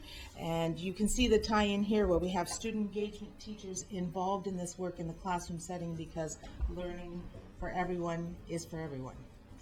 Early learning is a priority, and we're in our first day, a full day kindergarten in every classroom. We just now, moving forward, we call it kindergarten with the play-based approach and that inquiry learning, but not just the inquiry learning. When people say play-based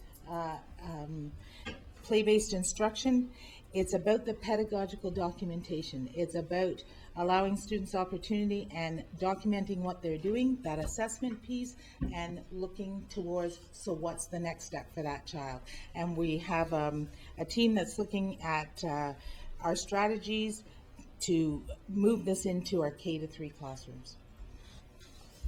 Other areas of priority, as directed by the board, we have 2 arts PRTs. They're working in elementary classrooms to model and enhance skills in the arts, in particular in music. Right now they're working in grade 4 to 8 classrooms, and after Christmas we'll start into K-3 with a menu of opportunities to work alongside teachers, to model, to capacity build with teachers so that they can use those skills in their own classroom, in their own teaching. ESL and Native Studies are both priorities in the schools. Again, our approaches are that capacity building with the teachers at the school level, as well as with the Native Studies to paying attention to the FMNI students and looking at our instructional practices there and building the bonds with our Native community and definitely enhancing our sections of Native Studies across our system. FSL, we have a board plan which you were privy to last spring, and we're working on revising that.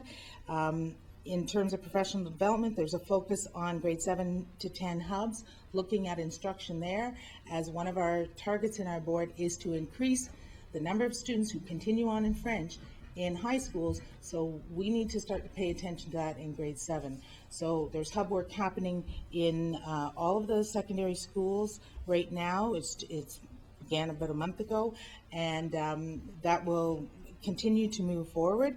A new revised curriculum was just recently released, as well as working with the Common European Framework, which is a new framework for French instruction. So we are really trying to make our programming across our board consistent, so that it doesn't matter what school that you are working in, you have the same sort of training in French in all areas and all grade levels. So what's the operating context for our program department? You can see the division of funds here. One of the big areas that you probably think, what's under remaining programs? Things like outdoor education, the arts, healthy eating, safe and accepting schools, and the mental health strategy are in that large $3 million section.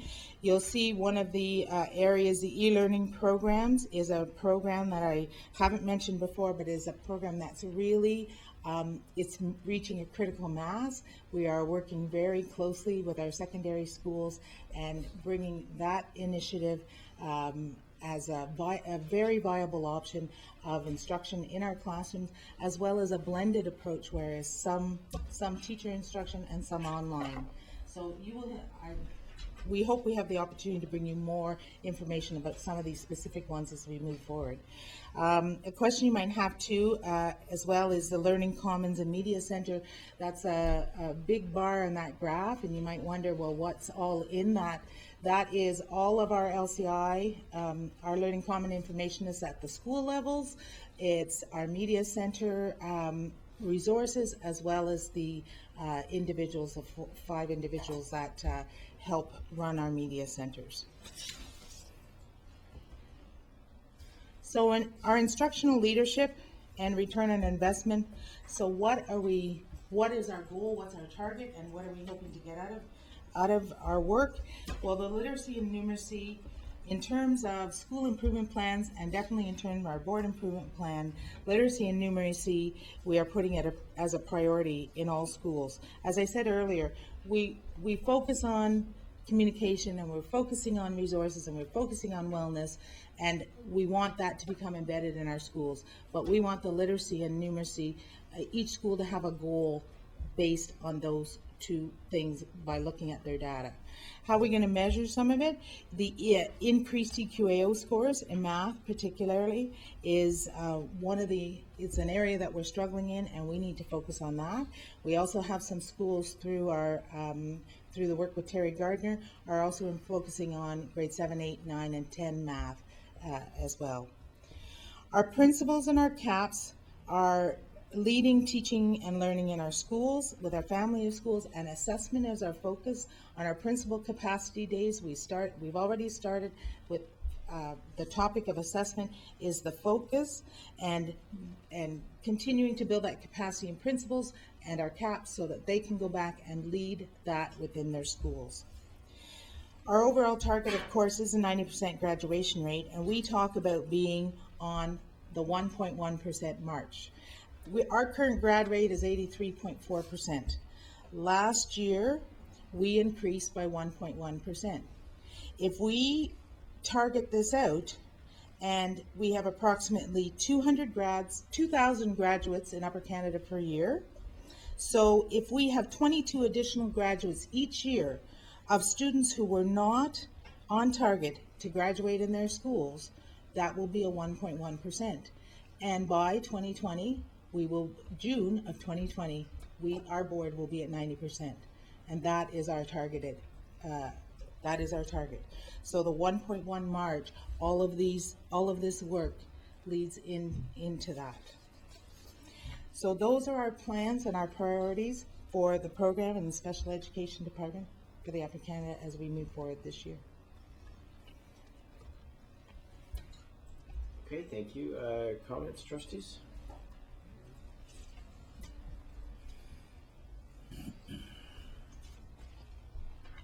Trustee McAllister? Just one comment. There's a lot of content here. I know. Which, Could have done a presentation. frankly, I'm not able to digest entirely. But what I do see is an emphasis on program and students and improvement, and that I like very much. And I just wish you well in all of that. Trustee Buckland? Thank you, Mr. Chairman.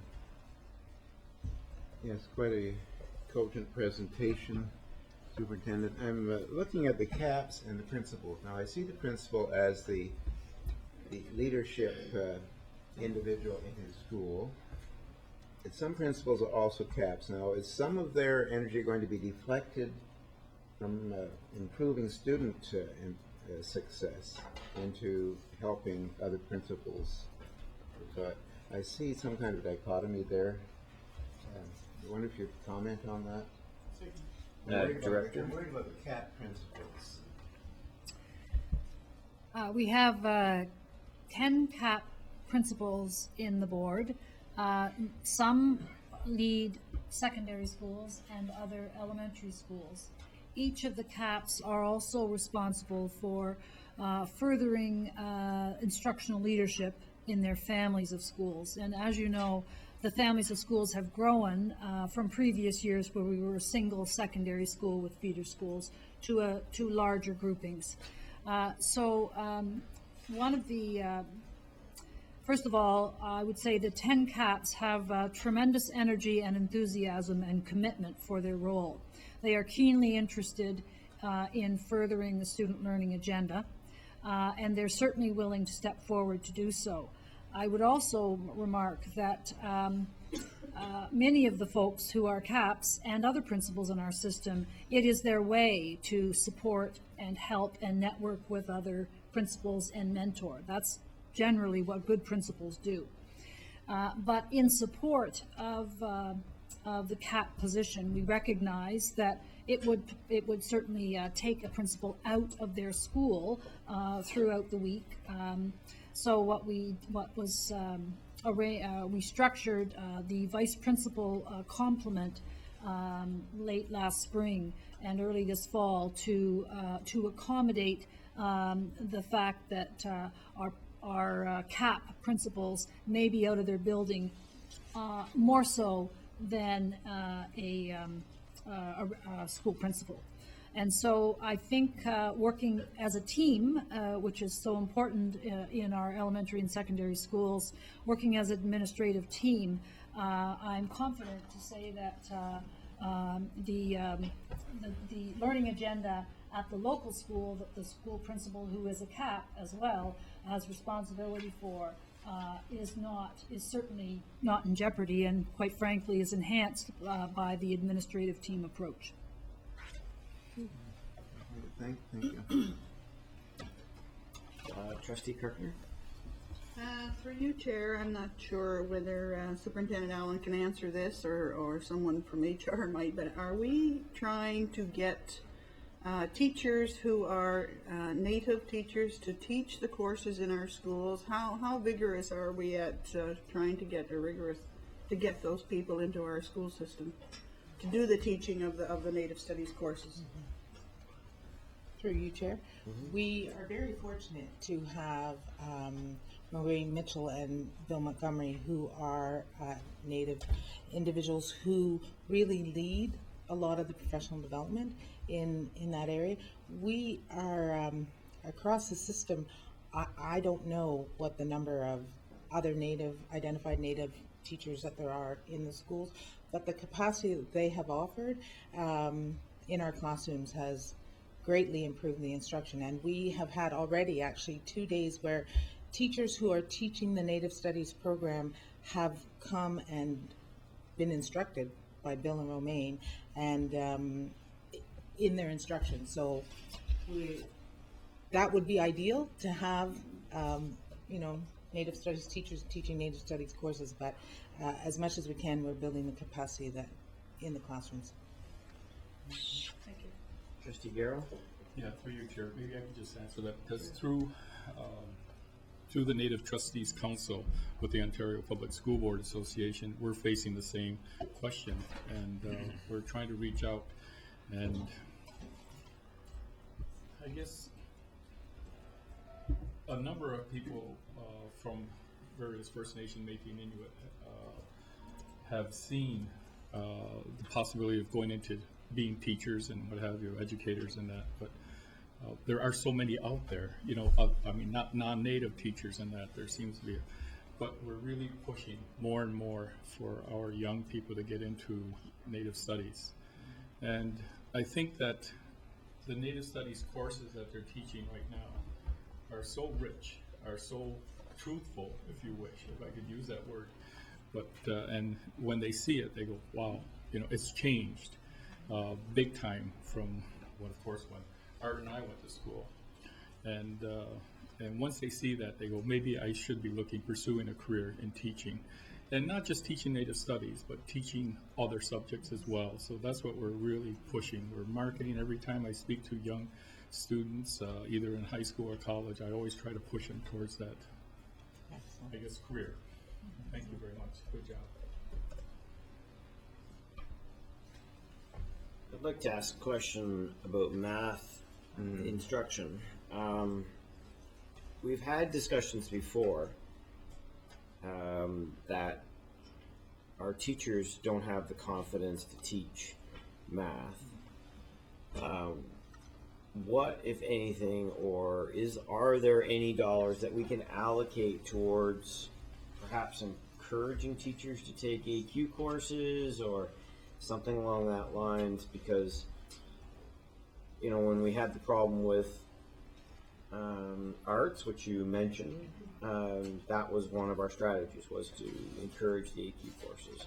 What can we do, or what are we doing to encourage? Through you, Chair. We do have 5 program resource teachers that solely work in the math area. So they are focusing in classrooms, 64 classrooms, elementary class schools across our board. So that's one strategy, that focus on the direct instruction and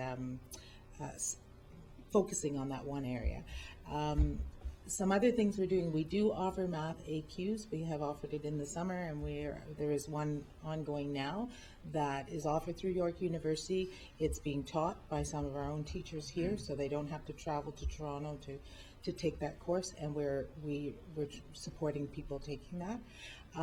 Another area that we're looking at is we are working with some of the researchers. One example is an instructor at the University of Ottawa, and she teaches professional math camps, that sort of thing, to build that confidence. So we're looking at strategies like that we could bring as part of our professional development for teachers to build their math skills. And actually, Superintendent Dawes and I went to a workshop in the end of August, and I mean, it's very enlightening when you are able to experience math from another approach, from a researched approach, and that really helps your perspective on teaching it. Okay. All right, well, thank you very much for your presentation. Trustees, I'd like to just take a short recess right now. Could I get a motion to do so? Trustee McMillan, Trustee McDonald? Anybody opposed? Everybody in favor? Okay, say it's going to be 8 minutes. 22. Thanks. Lisa, you're still there? Yes, I am. Thank you.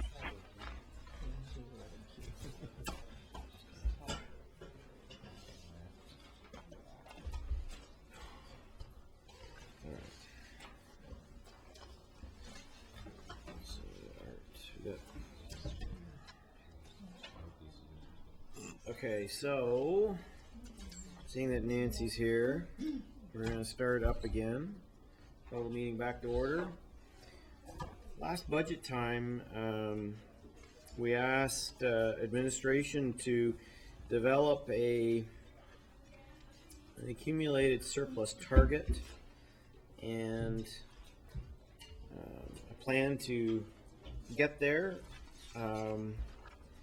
We've had a lot of good conversations leading up to this point, and Nancy and her team have put a lot of thought into this, and they're bringing to us tonight the first step in that, and that's the actual establishment of the accumulated surplus target. And I think this is one of the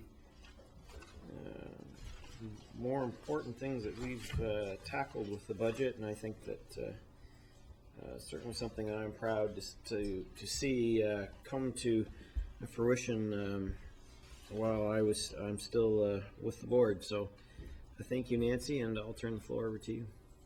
Thank you, Mr. Chair. So as Chair Petersma already said, this report is in response to a motion that this board had passed in June.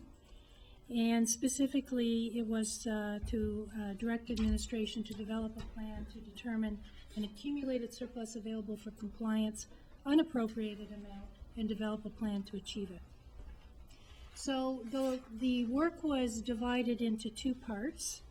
The first part being to identify an appropriate target for the unavailable accumulated surplus.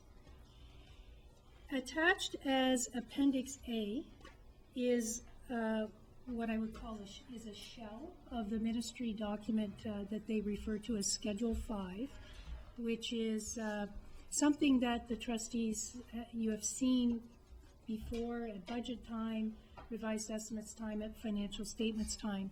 But I thought it might be helpful to reference that so that we can be clear on which parts of that schedule we're actually talking about.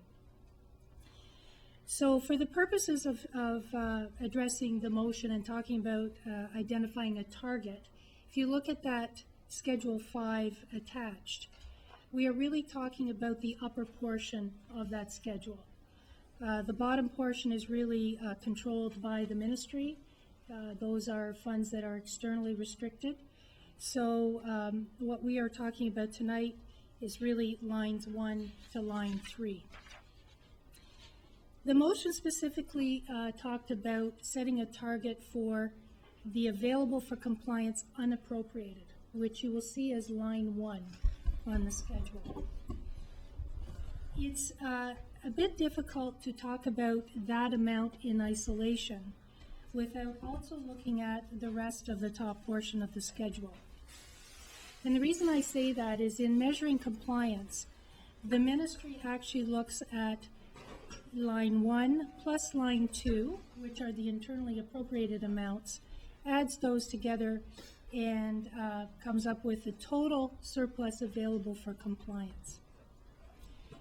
Internally appropriated amounts, although available for compliance in the calculation, are really designated for specific uses in the future. Therefore, an unappropriated surplus at line 1 is the only amount not committed or not planned for some future use. That amount is, for those who've been around a while, and from tonight I understand there are quite a few of you, those used to be referred to as the reserves for working funds. The funds available to buffer the organization in a year where a deficit or an unforeseen deficit was incurred. Now, that amount could also increase in a positive financial year. So administration has identified a target to address the specific motion of an unappropriated accumulated surplus that would be line 1 on the schedule to target a minimum of 0.5 of 1% of the board's operating allocation. Now, when I talk about the board's operating allocation, in round numbers, it's about $300 million. That is the operating calculation or allocation that the ministry uses to calculate compliance. 0.5% would equate to approximately $1.5 million. That in turn equates to about half of our compliance threshold. That target was chosen for a few reasons. It's felt it's a reasonable and achievable target. It's large enough to provide some buffer against an unexpected deficit without impacting on those funds that have been earmarked for specific future use. It's also small enough that if set aside, it won't impact on student learning. The Ministry of Education, as well, has its own internal guidelines that it uses to monitor a board's financial health or risk. Currently, the ministry's assessment includes an evaluation of the total accumulated surplus available for compliance after adjusting for restricted amounts due to internal appropriations, and those amounts would have specific board-approved motions. The ministry also takes into account any committed amounts, and we have committed amounts for sinking fund interest for a debenture that we've had, and we also have committed capital projects. And those are committed capital projects, and they're quite small typically, but they're usually for work that needs to be done on administrative buildings, in particular this building. So there's a requirement to commit part of the surplus to be able to fund those renovations or improvements to the building.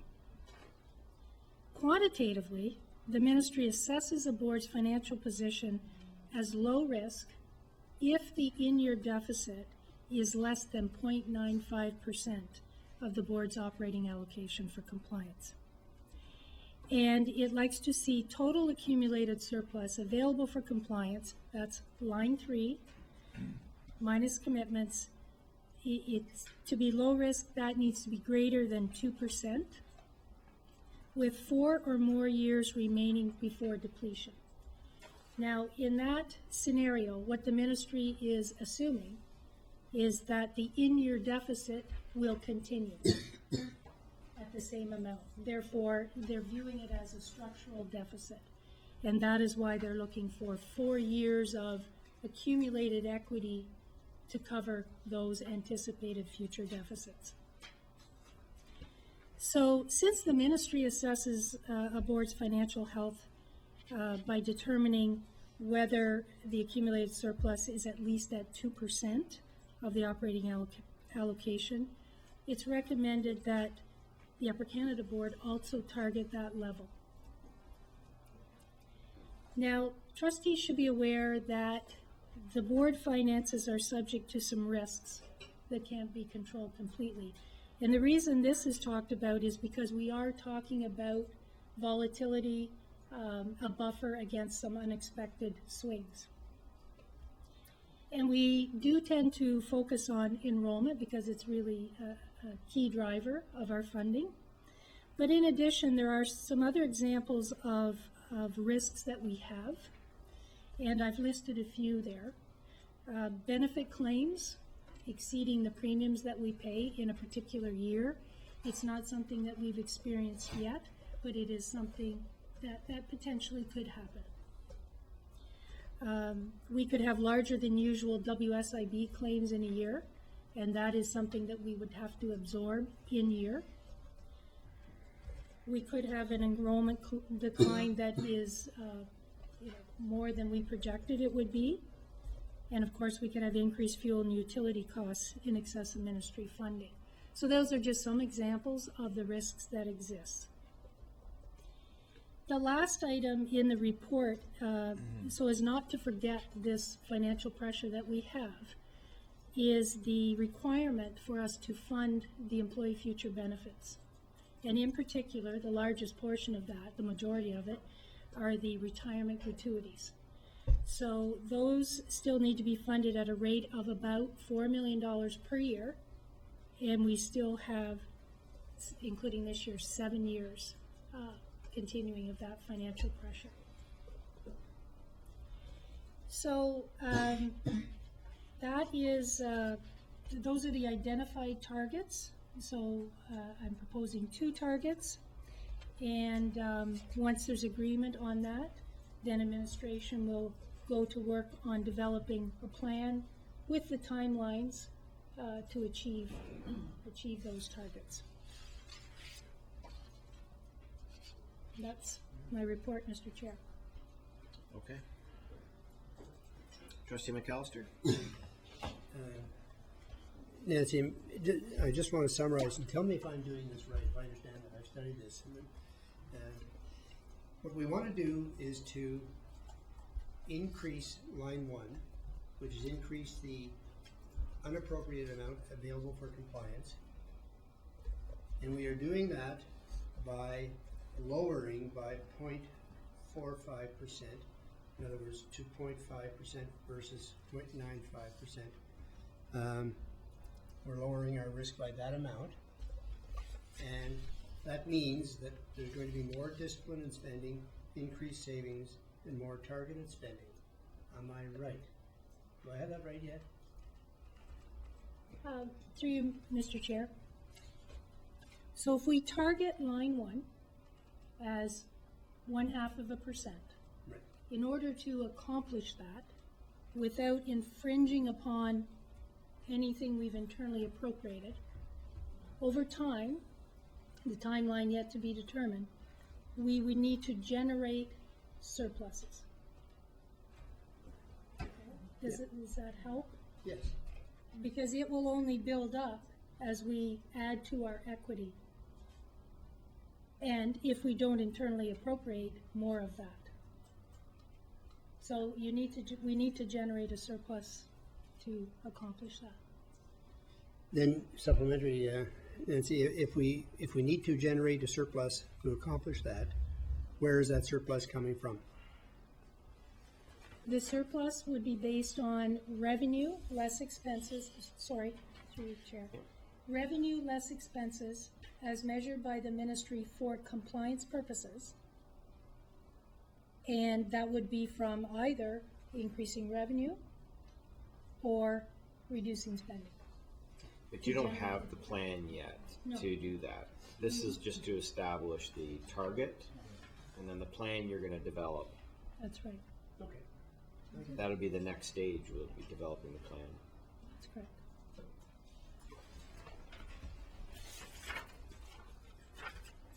Go ahead, trustee McCray. So through you, Chair, we don't and let me put it this way, would it be safe to say that we have any reason to believe that we have ways of generating more revenues? Or are we just basically looking at ways of decreasing our spending?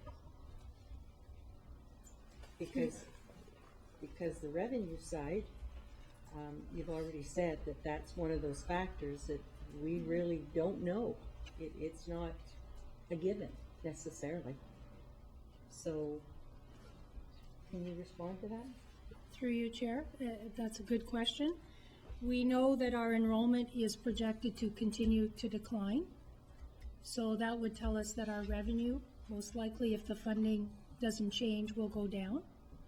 We have generated revenue the last few years from attracting international students, has helped.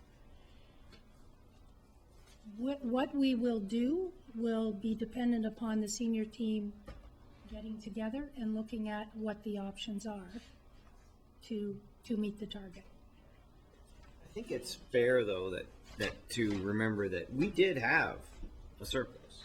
Yes. So we do have demonstrated the capacity to generate.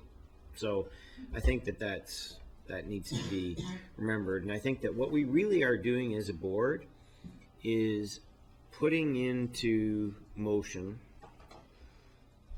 the fact that we want a surplus. Whereas before, it was kind of generated and there were no rules. And so I think that it's fair to say that we were all kind of surprised when it all kind of was spent. And I don't think we really either were paying attention or understood that that's what happened. And I think that what we're saying is that for the health of the board, we want administration to organize the accumulated surplus in this fashion with the 0.5 and the total of 2. And so I think that that's really what we're saying. And then I think going forward, there will be stipulations on how you would spend it if you needed be, or other aspects of it. This is sort of the first step in the process. Trustee McPherson? So basically, the understanding is this will become a budget line, so to speak, that we will seek to have that 0.5% built into the budget to meet unforeseen circumstances. Trustee McDonald? Just a couple of things. On recommendation 2, target level of total accumulated surplus available, less commitments of a minimum of 2%. I'm fine with that. Can you just expand on the commitments piece when you talk about that? Through you, Chair. So the commitments would be the commitment that we have for the sinking fund interest, which is something that is a requirement in Schedule 5. And the other thing is committed capital. So any work that we've done already, that we've expended for capital reasons for this building, we have to fund that over time. In addition, commitments could be internally appropriated items that are supported by board motion. So the thinking was that what we didn't want to do was to say that we had a surplus, but actually, like in terms of our technology buy, although it sits in that area as we accumulate the money to do the once every 3-year purchase, we didn't want that to be viewed as part of the surplus for our thinking. It can be for the ministry, they'll factor it in, but for our thinking, we wanted it taken out because we had already said that we were going to spend it. So any money sitting in the accumulated surplus line that we have a plan to spend, we're not going to include in our definition of the accumulated surplus. Right? Trustee McCray? No, I understand what you're saying. In other words, it's spoken for. Right. Trustee McDonald? Thank you. I support this, and I think it's a good initiative. You know, I kind of catch myself sometimes. I've said in the past, whether it be at this board or other boards that I might have sat on, and you know, our accumulated surplus is like the old reserve funds. And when we have a stash of money put aside in reserves, there's an appearance to the community that we're sitting on money, and we're not investing it where we need to. The reality is, this is an investment to make sure that we can continue to do what we need to do on an ongoing basis, because if we don't have that type of reserve or this accumulated surplus, some things are going to hit us from year to year that we have not planned on.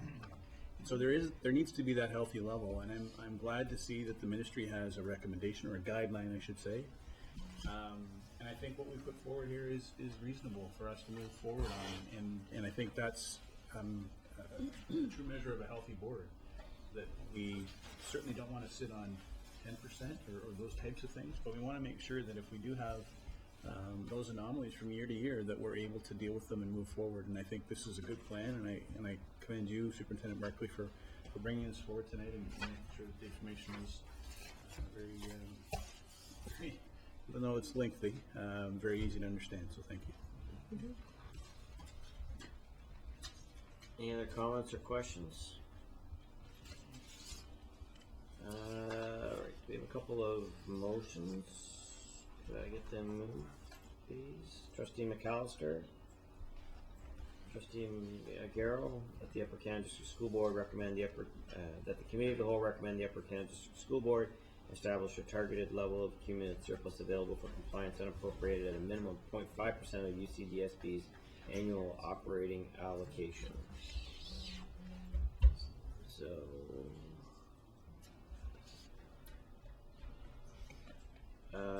Trustee McAllister and Garrow.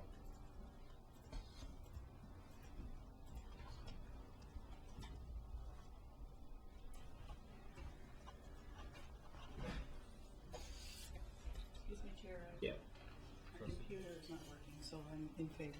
Okay. All right, so that passes unanimously. Thank you. All right, part two of this is that, do I have a mover and a seconder for this? Trustee McDonald, trustee Cartner, at the committee of the whole, recommend the Upper Canada School Board establish a targeted level of accumulated surplus available for compliance, less commitments at a minimum of 2% of UCDSB's annual operating allocation. Go ahead and, trustee Cartner, you're in favor?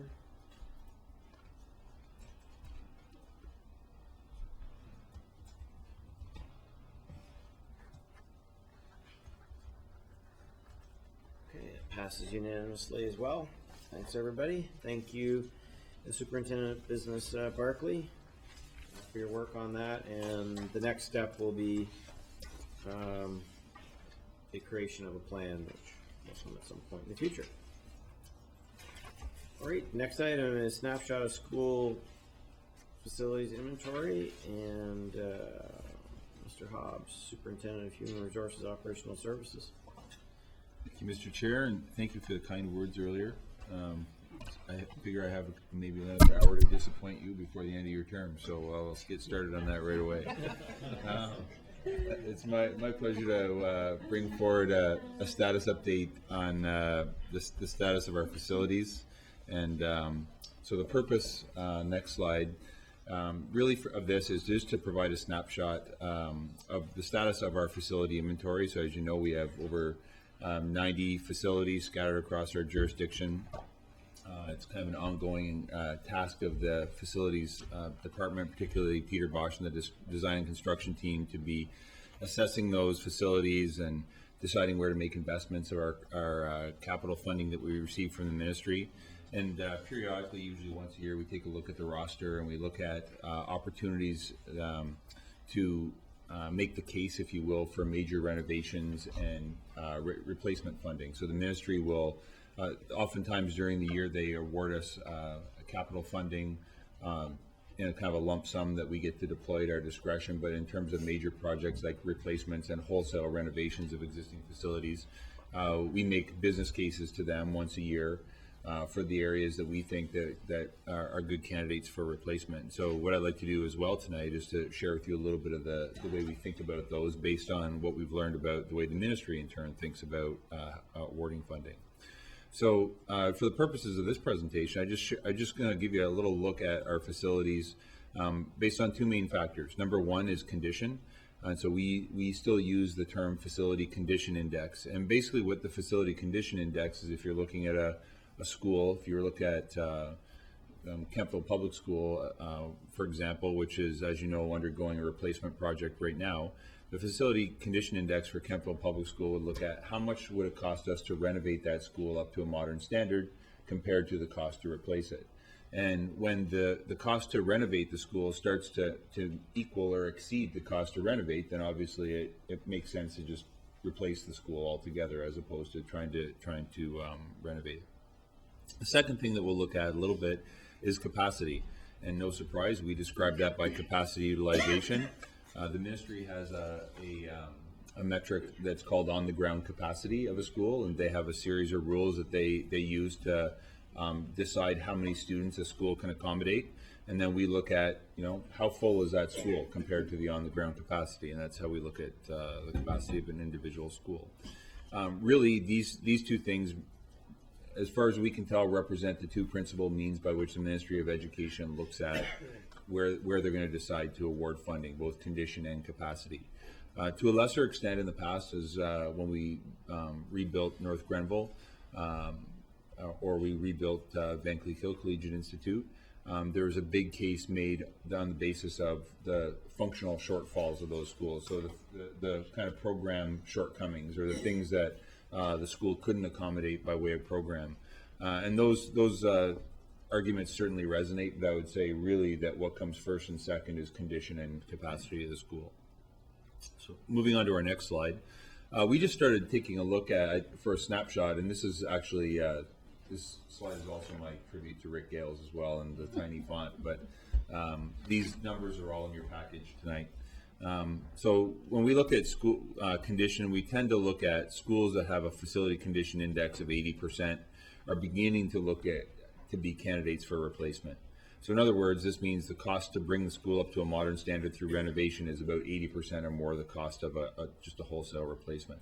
So as you can see there, we just ranked the top 20 or so schools in our board in terms of facilities condition index. So as you can see, Maynard Public School stands out by being the school that really needs replacement. In fact, and most of that is not driven so much by the structure itself, but by things like major big ticket items like septic bed and those kinds of things. Then Caldwell Street, Perth, and these schools you'd probably see, you'd recognize these from our capital priorities list. These are all schools that we have standing business cases in for replacement with the Ministry of Education, just by virtue of the fact that they're our most needy schools.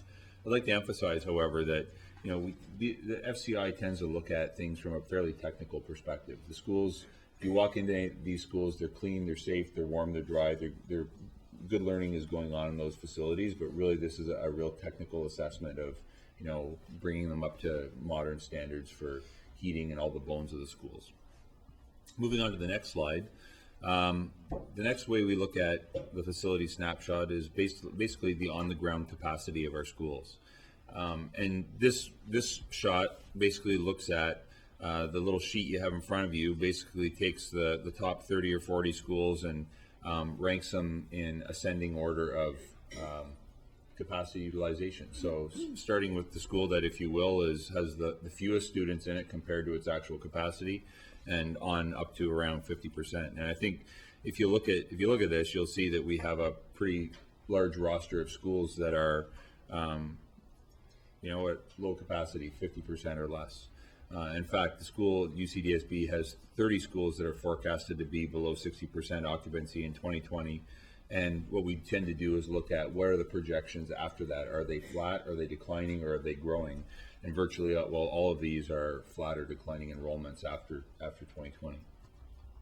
So what we've found is that when you start making a business case to the Ministry of Education and you make a case based on the condition of a facility, what they'll immediately ask you is whether or not what their occupancy is. And in fact, they know what the occupancy is. So our experience has been schools that are projected to be at less than 60% occupancy are really not going to receive any capital funding from the ministry for replacement or renovation. So we still have the opportunity to use our annual school renewal, school condition funding, capital funding, to do minor projects at those schools. So we can do things, even bigger projects. We can do things like windows, or you can do a roof. But at the end of the day, you're not going to get a comprehensive renovation or replacement of those facilities. So again, it is our practice that we don't let these schools languish. We maintain them like really any other school, and to keep them safely operating and to make sure their environments are good for kids.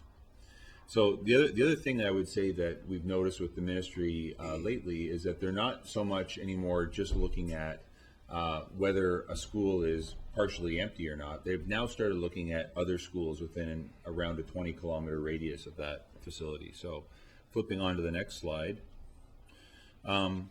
they start looking at the capacity of the surrounding schools. And so really what we're looking at is, when we looked at Cornwall, for example, building a new public school in Cornwall, definitely East Front Elementary needed to be replaced. It was a good candidate on the basis of condition, but what really sold that case was the consolidation of East Front and Gladstone. And so that was something that was appealing to the Ministry of Education. Kemptville, by contrast, it had a weaker case on condition, but it had more than double the number of kids compared to its rated capacity, and it showed future growth. So that represented a fairly good case. So on the little spreadsheet you see there, you see a little bit different flavor for how we look at schools. So in this case, I've taken a set of schools. I've ranked them basically again in order of their capacity utilization, so lowest to highest. But this time what we did is we looked at how many pupil places are there in a 20-kilometer radius around that school, or empty pupil places. Because the ministry will tell you that you know, why would you ask me to build a new school if you can accommodate those kids 10 kilometers down the road, right? And so I just highlighted Benson because it's a good case of a school that really, from a facility condition index standpoint, needs to be replaced. The facilities condition index is 93%. So again, you're almost at the point where the cost to renovate that school is equal to the cost to replace it.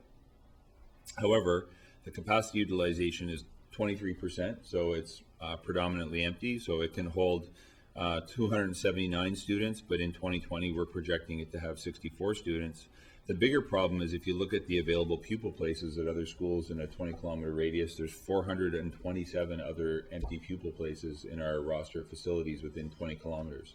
And so that would make Benson a candidate that the ministry, in our anticipation, wouldn't even look at. So for replacement. So the challenge for us there is that you're sort of doing, again, back to putting capital in small projects to maintain that facility. What we've increasingly noticed as well is that the Ministry of Education now is not just looking at the capacity in our own roster of facilities in the area. They're starting to look at the roster of facilities in the coterminous board as well. And so I think the signal you're going to start seeing is that it's not enough for you to just fill your own spaces. We want to make sure that there's no excess space in any board in the area, right? And so they haven't really been prescriptive with respect to how they might operationalize that, but they definitely do ask the question when we're talking to them about candidates for replacement. So in the case of Cornwall, when we were going through the business case for the replacement of East Front and Gladstone, that was definitely something on the Ministry of Education's mind about looking at potential partnerships with our coterminous boards in that area. Moving on to the next slide. I think this is really just something that's probably of interest for you, and the little chart I put down was just something that was out of interest. So one of the things that we find is that whether I have 60 kids in a school or I have 250 kids in the school, whether the school is 10% full or 100% full, the operating costs more or less are the same.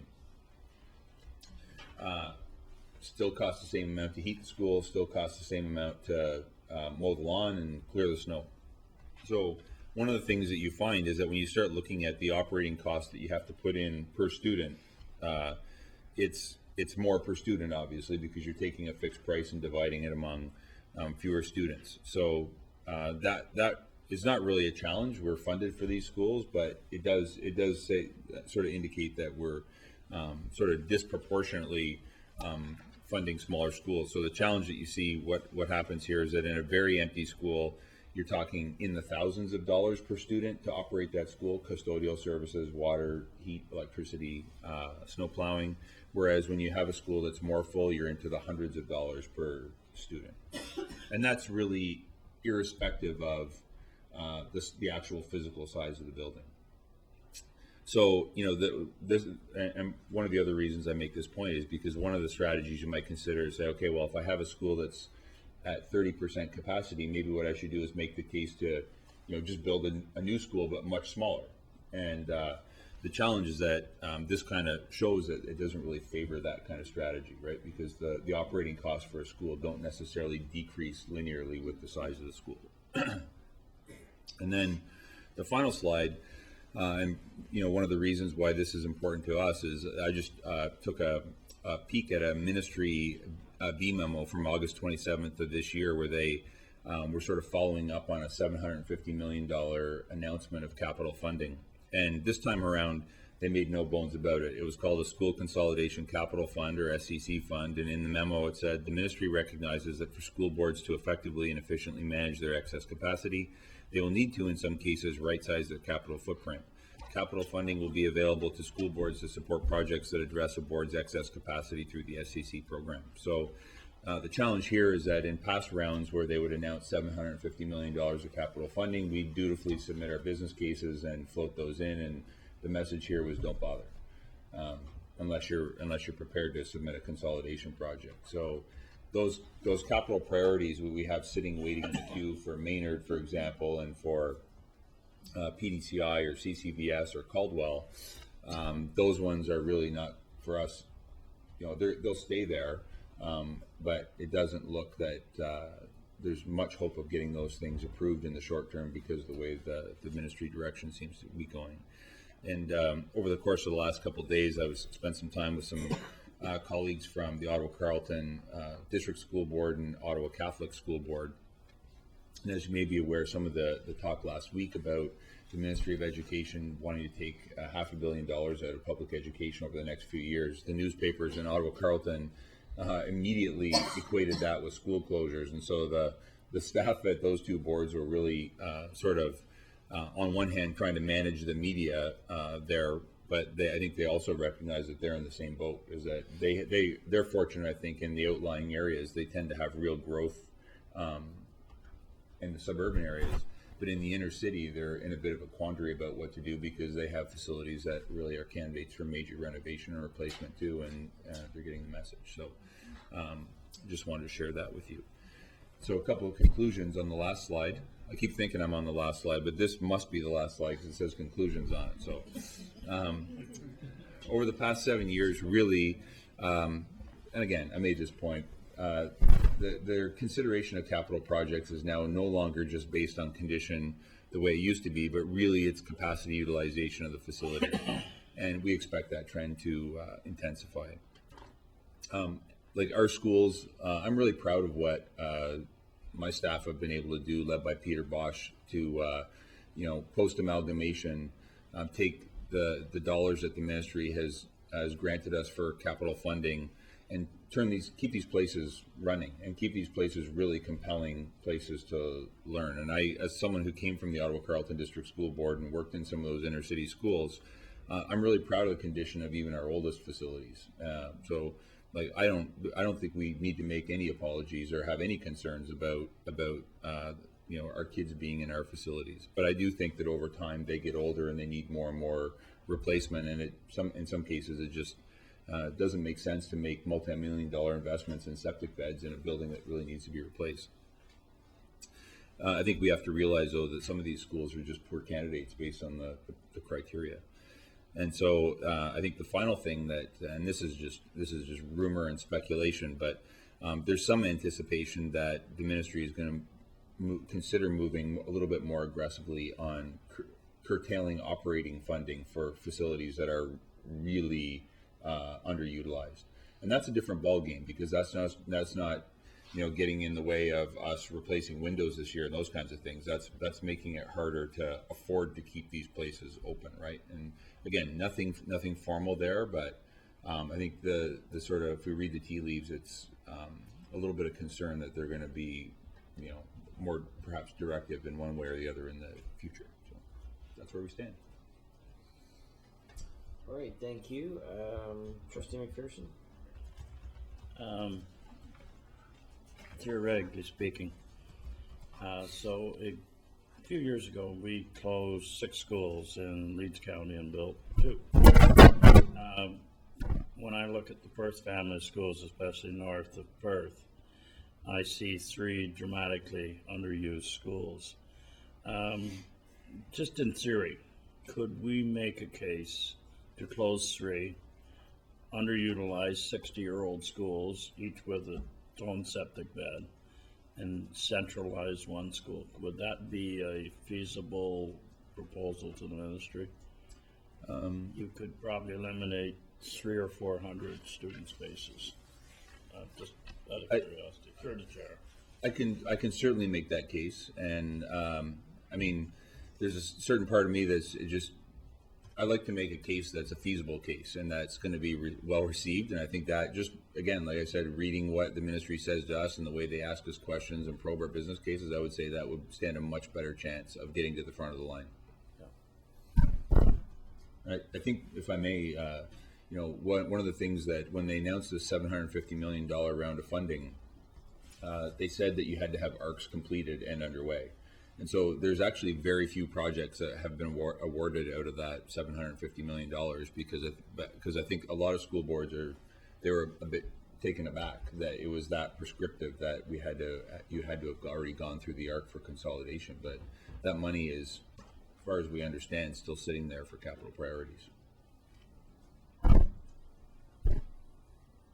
I think that, when this came up as a ministry memo, and I received a copy of it, and I got in touch with Jeremy, and said, this is really important that we get to this board table.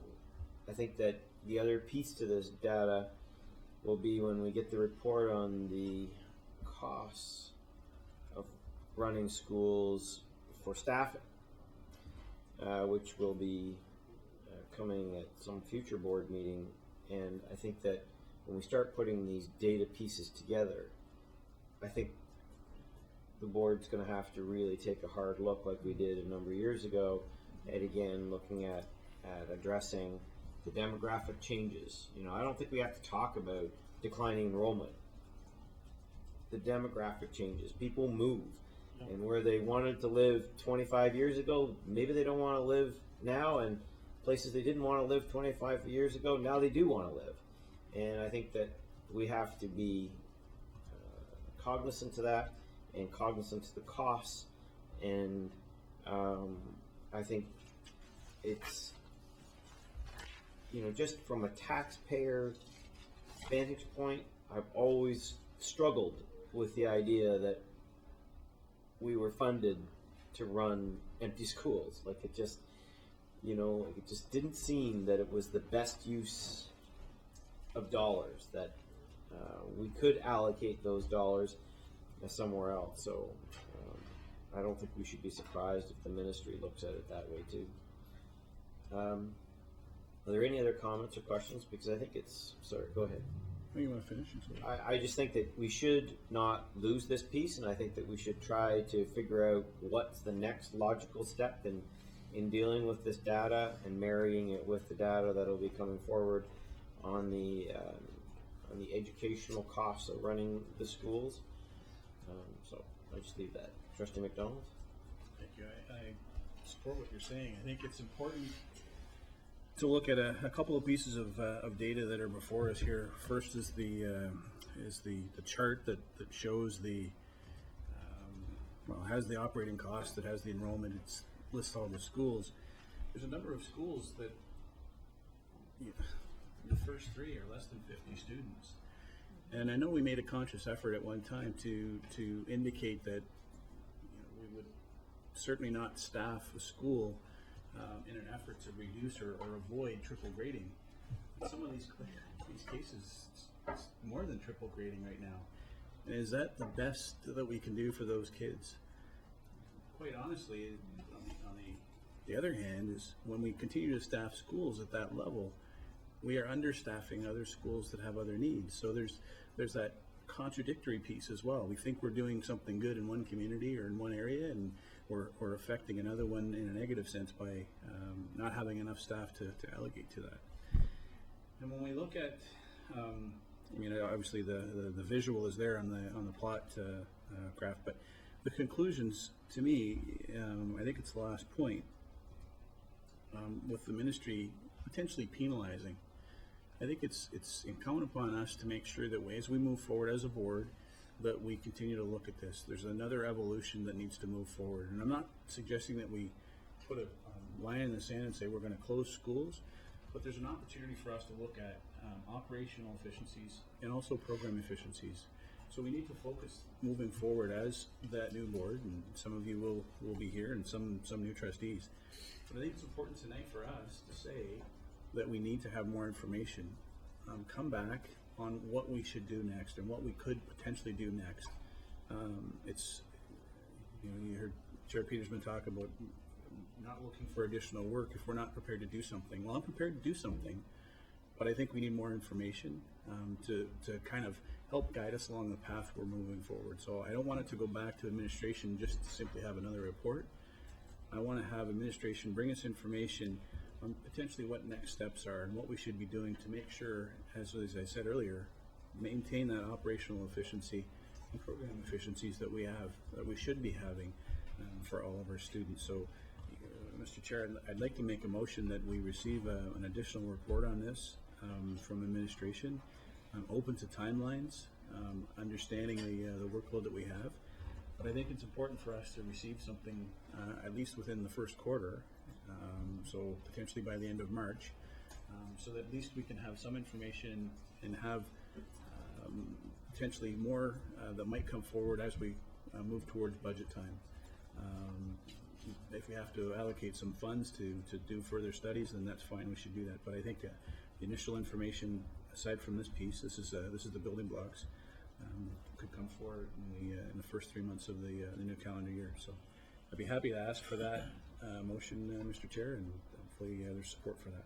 You maybe just reframe it, so for Lisa, just restate it. Motion to, or just a report from administration as to next steps to Explore operational efficiencies. Yeah, explore operational and program efficiencies. Yep, go ahead, Director. Through you, Chair. Trustee McDonald, I'm really pleased that you mentioned programming opportunities and efficiencies in your motion, because as you recall, one of the drivers for the Boundary 2020 process, our original accommodation review, it was about program opportunities. And yes, we had some realities of some empty space in some schools as well, but really the main driver was program opportunities. And as we, as a board and senior administration and school board as a whole, commit to the improvement of student learning, I believe firmly that student learning and the improvement thereof should be at the forefront of the work that we do in the next few years in regard to accommodation and consolidation.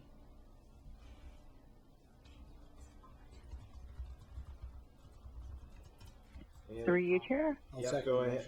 Okay, thank you. So we have a motion on the floor that the Committee of the Whole receive a report from administration as to next steps to explore operational and program efficiencies. So we're discussing the motion. Trustee Swan? Well, I wanted to add a comment before the motion, but since the motion's on the floor, I don't think I'm able to. Is that correct? Oh, as long as it's somewhat germane to the topic, you can. I'll allow it. We're in Committee of the Whole.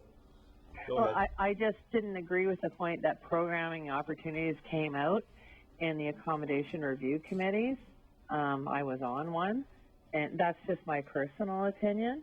But I do think more information needs to be presented. Everybody on this board knows I'm a huge proponent of small schools, but I do think they have to be efficient and effective. And I think the community has to be truly consulted in this area.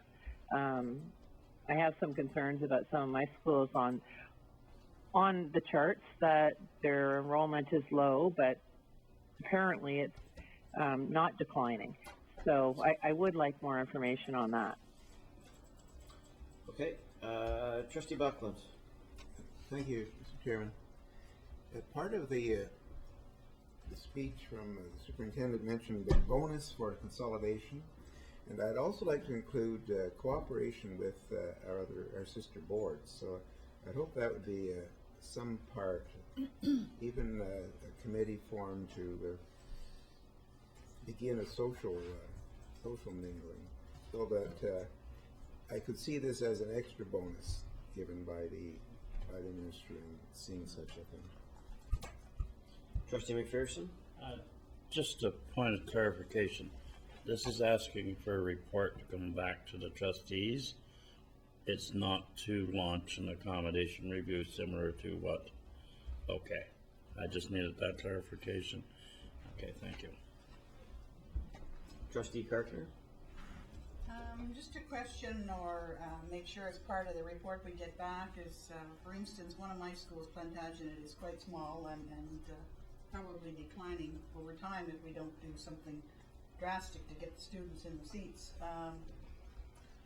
I'm just concerned about distance. I mean, it was suggested that 20 kilometers away would be the distance that they would consider, but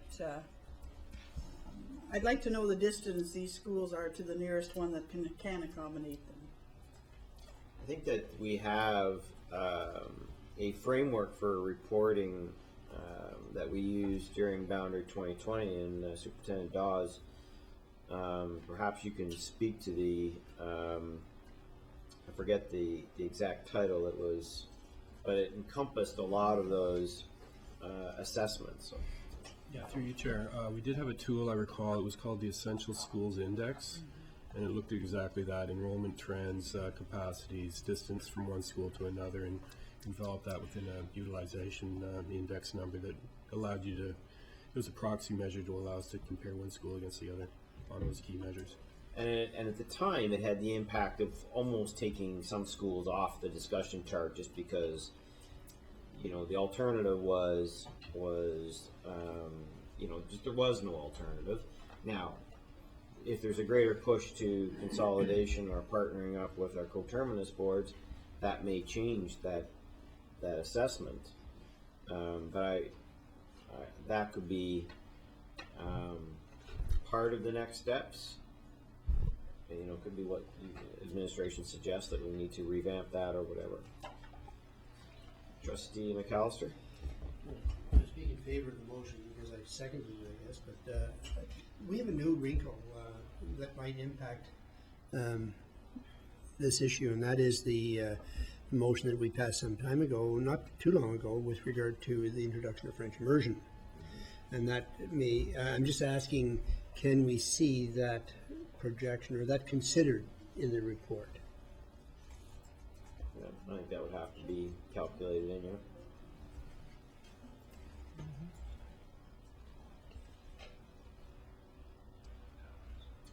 Okay, are there any other comments, questions? So right now, it's the very simple request that the committee of the whole receive a report from administration as to next steps. To explore operational and program efficiencies. Do you want to reference this report at all? Like, we almost need to tie it to this, don't we? Fair enough, yeah. Report received. In response to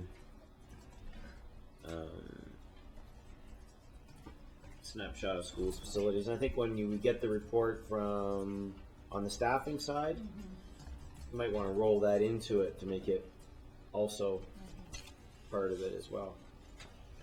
Trustee Swan, did you want to say something?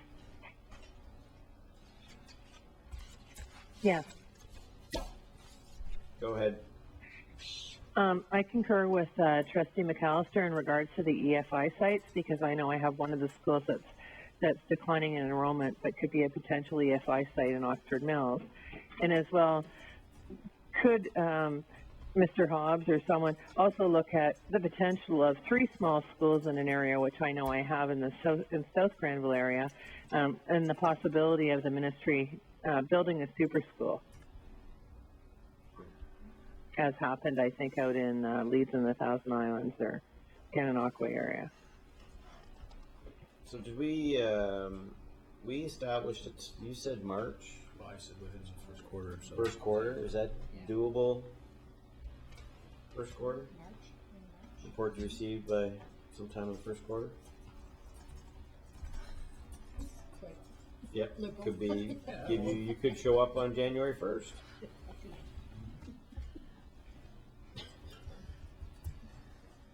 By the end, not by the first, by the second quarter, or by the end of the first quarter. Second quarter, sounds good. Okay. Any other comments or questions? Okay, let's go. Let's vote on this one. Call the question. It was moved by David.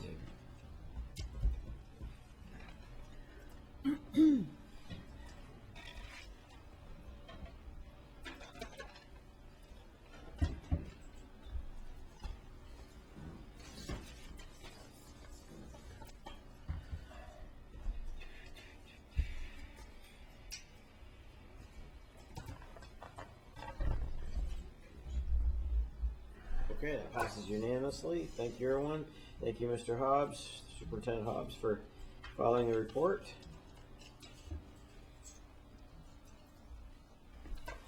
And the scatter graph. That was good too. That was highlight, yeah. Okay, we'll move on now to the creation of 3 policies, recruitment and selection of director. Now, trustees, when notified of the retirement of our Director Thomas, I began to work on structuring, the beginning of structuring the process for the replacement. I've working with Sheila McKinnon, I've created, or she has created, 3 policies for you to consider. Now, I don't know that it needs to be definitively discussed tonight. There's a policy for the actual process for the recruitment, and then there are 2 additional policies, one of which essentially is the job description for the director, and then also a job description for the board. Sheila articulated that she thought that these were 2 necessary policies so that you had a reference point for the recruitment. I can imagine what my friend and colleague Trustee McDonald will say, because I've sort of had the same response, is that why would we repeat what's in the Education Act? However, I think that we don't have a lot of official document types that we can reference. A job description for a director is kind of I don't know that we have sort of the legal framework for that. We do have the legal framework to create policy. And so I think that was, or I know that that's part of her thinking in terms of having that as part of policy. The other advantage that I see to, in part, restating what the Education Act is that, A, we can place additional items on it and place emphasis or priorities that we believe should be considered. So, for the benefit of time and for the benefit that a new board will be largely instructed to carry out this, I'm quite prepared to leave this with you for further thought going forward. So motion then, I think probably just to table it or to refer to, I would bring it back to the next board meeting. So just a motion to refer, I think is the proper wording, right? I'll first that. Because it'll be the first one, so. I would say the second. Second meeting? Yeah. Okay, so, all right. Refer to the second board meeting. I think that there's only one meeting in December, right? So it'll be January. All right, I have a mover and a seconder. Trustee McPherson and Trustee McMillan. Just the second board meeting.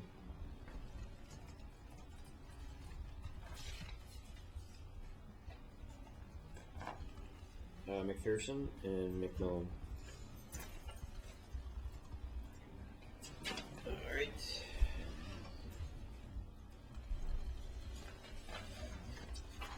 Okay, the next one too is something that I have been contemplating for a while.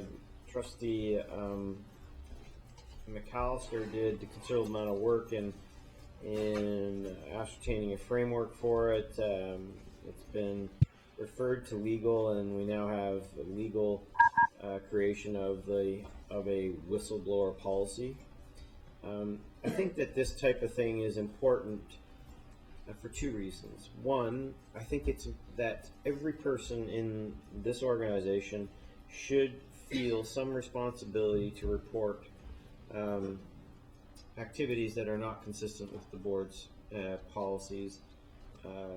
And 2, that person understand what should be their proper the proper way to register their concern. Beyond that, it just goes without saying that the person feel that they can do so in a safe environment, and also that those, especially those in administration, feel that frivolous or unfounded claims are not made. So I think that it's just a sensible policy for a modern organization to have. I've read it through. I've read what John has, what John had prepared. And I think that it's a pretty sound policy, and certainly I'm hoping that the board would consider recommending that it be approved. Any comments or questions?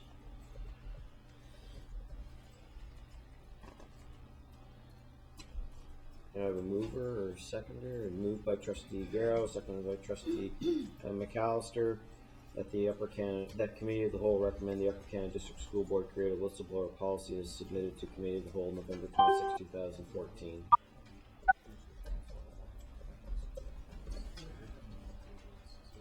Go ahead and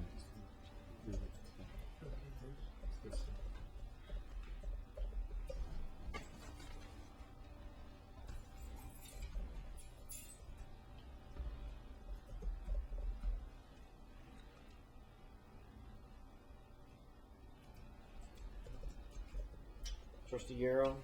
Yeah, I'm for it. There it is. Okay, that passes unanimously. Thanks, everyone. All right, Trustee McAllister, policy review. Thank you, Chair. I'm not going to repeat myself because at the last meeting I talked about the number of policies that we have in the queue, and here we have 3 more. So I'm simply going to turn this over to Director Patterson. Thank you.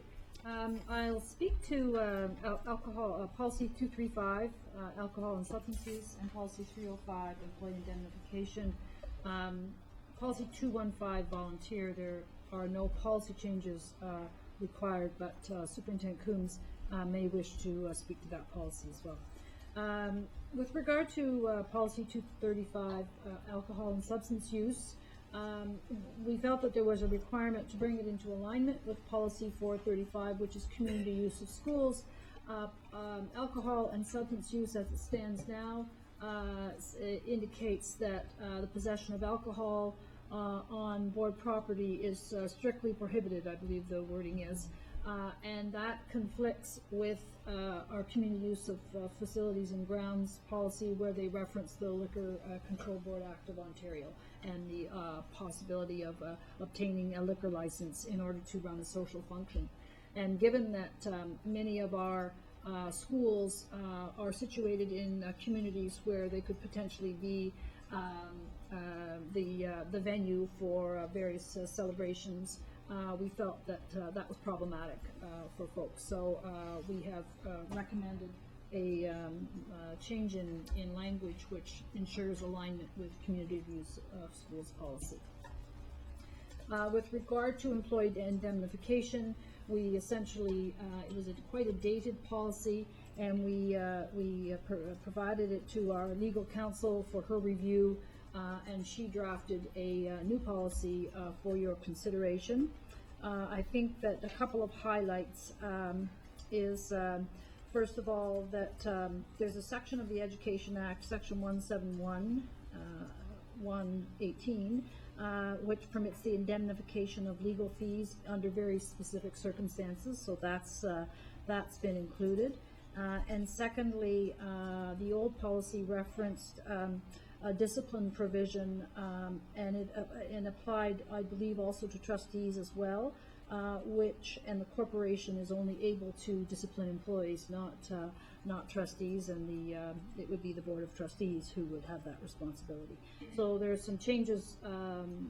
Those are 2 examples of 2 changes to the current or the draft that's provided to you. But as I say, it's been vetted by legal so that it's consistent and more current. The volunteer policy, as it indicates in your report, there are no changes, but Mr. Superintendent Coombs may wish to speak to that. Go ahead, Superintendent Coombs. Chair. Thank you, Director Patterson.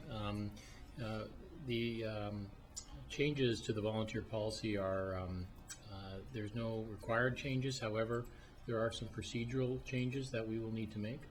Those changes specifically regarding vulnerable sector checks, which is new in legislation, as well as input from our administration wanting some greater specificity regarding the timeline and application of those criminal reference checks. The policy itself is still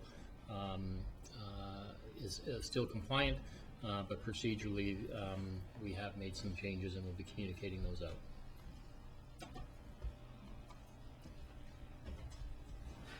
Okay, comments and questions. Trustee McCray. Through you, Chair. So in terms of volunteers, are people that sit, for example, on a committee of any sort for the purpose of educational purposes, are they classified as a volunteer? I'm sorry, Trustee McCray, could you repeat the first part of that? I didn't quite hear you. So if, let's say, the board strikes a committee for some reason, and I'm just going to use the audit committee for an example. And right now, for example, we are advertising that we need 2 additional people on the audit committee from the community with specific skills. So they're coming in a volunteer capacity. Are those people required to go, are they classified as a volunteer? And do they have to have a vulnerable sector screen done? Through you, Mr. Chair, they would be required to have a vulnerable sector criminal reference check if they are interacting with students in schools. So yes, they would, if they're in schools and if they are interacting with children. So audit, no. So audit, if they're not in schools, no, they would not need. Just as if trustees don't have to have it done either. Not by legislation, no. But if you're volunteering in the school, you would have to, right? But you can go to a school. Trustee McAllister. Chair, I'd like to move that the Board of Trustees approve amended policy 235 and 305. Seconded by Trustee Kirkner. Yeah, okay, I have a comment too. Trustee McDonald? Just in reference to that, 305, I guess moving forward, making sure that all legal references or any cross references are filled in. So even though it may be within the body of the policy, still put in a legal reference that it's Education Act, whatever. Yeah. On the alcohol substance use, I know that we've clarified it in terms of recognizing that our community use policy permitted alcohol. But that still would not allow any board activity from using alcohol. Correct? Because it does say that this policy applies to, yes, in the last paragraph. So, any board activity, it would? Are we thinking of perhaps of a staff celebration or something like that? No, I'm thinking more of a board event. A board event. Okay. Because are our activities governed by the community use policy? Or are they carrying out the business of the board?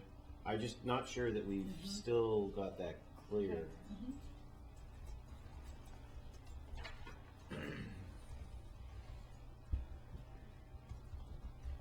Anybody else have concern or see it or? Yeah, almost they need a comment to say board authorized events or something. Or Not sure that's the exact wording, but something along those lines. We have a motion to already to approve them moved and seconded. Right? It was moved by John. Did I get a seconder? Trustee Kirkner. So, anybody opposed that just being viewed as being a friendly amendment, or do you want to pull it out? And it just needs to be clarified because we've had an issue in the past. or a board event was conducted, alcohol was used, and it was, all the rules were followed, but it on the surface looked like it violated this policy. So what's the change, Chair? You might ask. Well, we need to clarify whether that includes any activity, board events. Like, that's what we need to understand, so that any event organized conducted by the board and that's part of the business of the board cannot have alcohol. Well, I agree. I mean, for example, later this evening, we're going to have a little reception, and there's no alcohol involved. I can't see any need for that unless it involves the community use of schools. I'm happy with that. May I give another example for consideration, and that would be our annual retirement celebration. So while it's not traditionally on board property, it is the business of the board. And that we do have alcohol served at. Like, I think that I'm just concerned that there are interpretations that we could open ourselves up to if we're not clear. So I really, I'm thinking, I almost think we need to pull this one out and make sure that that's covered. I'm concerned that if we don't. So what we can do with the motion is we can just hold the vote, and just vote against it and redo it, or you can pull it. Just pull your motion and just let's approve the two, unless we want I'm to. happy to pull the motion until we obtain clarification. Okay, so let's redo your motion then with just the other two then. Well, we didn't change the volunteer one, so it's just one. Okay. And that is that we approve amended policy number 305. Okay, all right. And Trustee Carpenter, you're still okay seconding? Yes. All right, so any other comment? Let's call the question.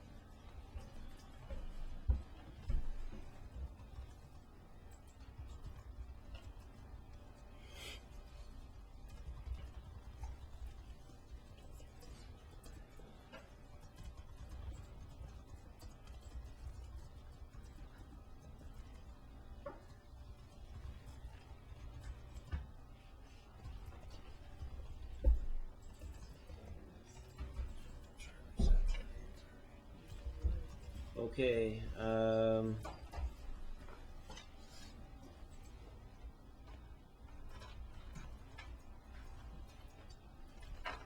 need a motion to move into private, please. Trustee McMillan, Trustee McCray. All in favor? We'll have to do a motion to extend again. Yeah, let's do the motion to get back into board then. Motion to get back into board. Moved by Trustee McMillan, seconded by Trustee McDonald. Anybody opposed? Okay, that passes.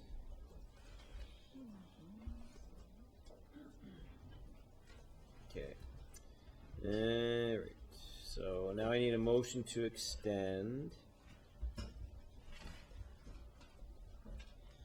How much time do you need for OPSBA, or do you need any time? I just need to pass that report, but my meeting's this weekend, so. No, yeah, I'll leave it as a report.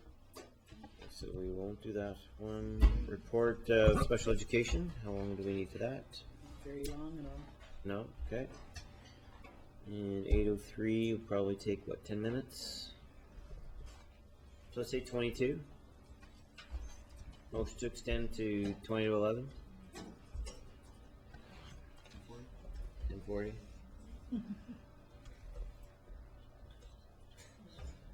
$14 minutes, Trustee McPherson. You don't want to let go of it, yeah. Bitter end. I do. I'm ready. Okay, where are we? Sorry, trustee McMillan and trustee Garrow? Anybody opposed? Right, I like these. Anybody opposed? Yeah, I know. It's getting very green. Move.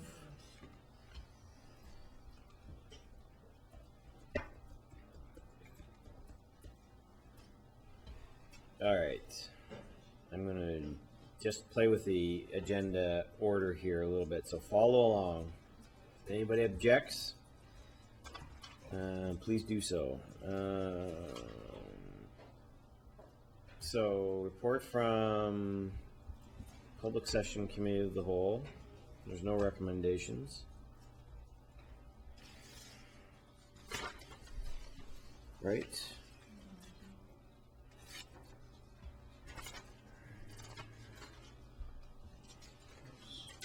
Or do you want these policy ones done? I have report from Committee of the Whole Public Session. Okay, so I have two motions that to retire policy 206 and to, all right, so let's do that one first. So to retire the employment equity policy. I have a motion to do that, please. Trustee McDonald and Trustee McAllister. Go ahead and vote.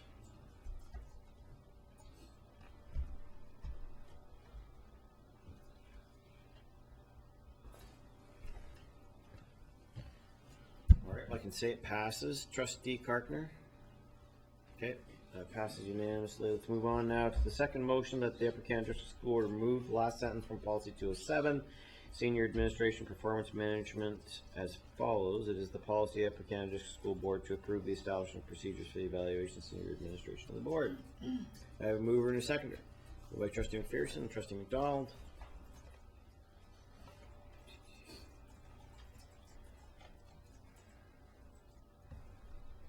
Okay.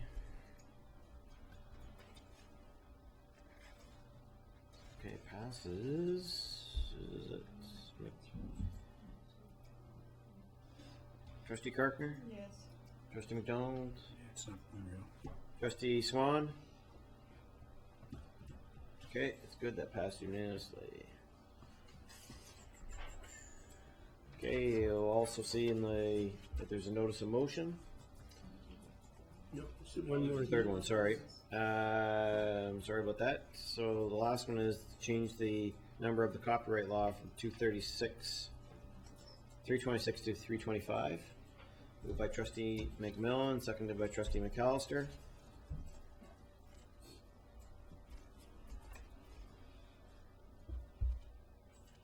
The laptop only says it's 8:32. I got another hour and a half. Still on mountain time.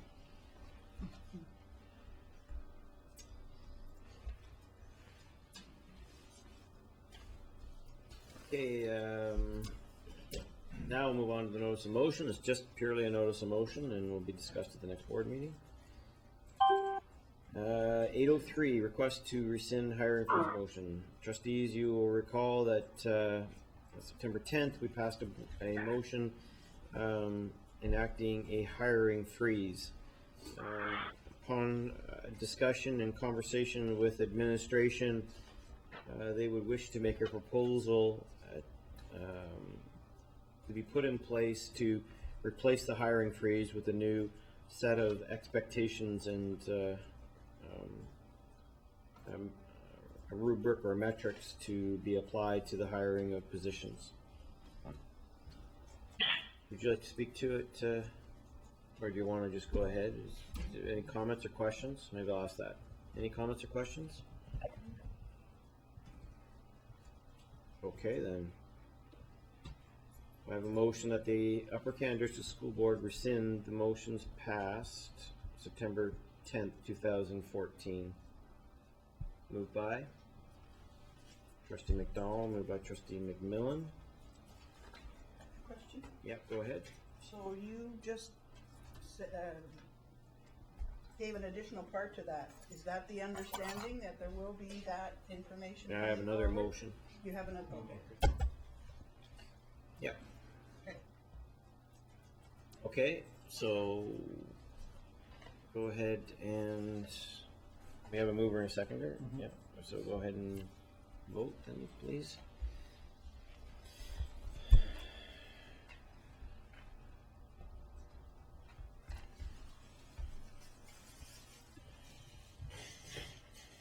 Trustee Carpenter? What I'm seeing is a two-part motion. Well,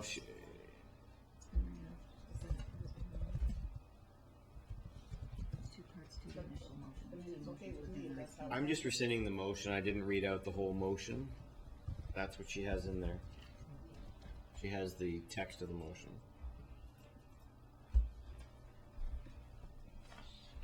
So, all in favor except Trustee Swan, who abstains. Okay, thank you. Move on now to motion 2. That motion, somebody want to move and second it? Trustee McDonald, Trustee Carpenter, that the Upper Canada District School Board direct administration to proceed with staffing under the following conditions. Centrally assigned principals and vice principal staffing, including existing vacancy and proposed net new positions, would remain subject to board approval. Any position that would result in an increase to department's approved budget beyond the level proposed in the 2014-15 budget process will remain subject to board approval. Any position that would increase the FTE complement of any department beyond that presented for a 2014-15 school year as part of the 14-15 budget process will remain subject to board approval. Staffing of all other vacancies will be at the discretion of the director, with a written record of the proposed staffing and rationale for decision will be kept and made available to the board in private session upon request. Okay. Any comments or questions about that?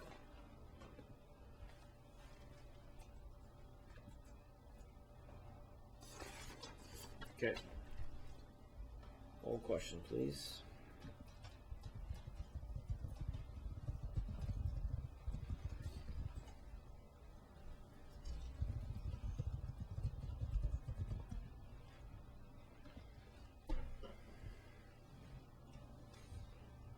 Trustee Swan? All right, everyone's in favor? Passed unanimously. Thanks, everyone, and thank you, Superintendent Hobbs, for the report and proposal. All right, I'm going to slip in here the approval of the private session, report from private session. One human resource matter and actually 2 human resource matters were discussed. Motion coming regarding item 2, and a motion to approve item 2 from the private session agenda. Item D2, moved by Trustee McDonald, seconded by Trustee Buckland.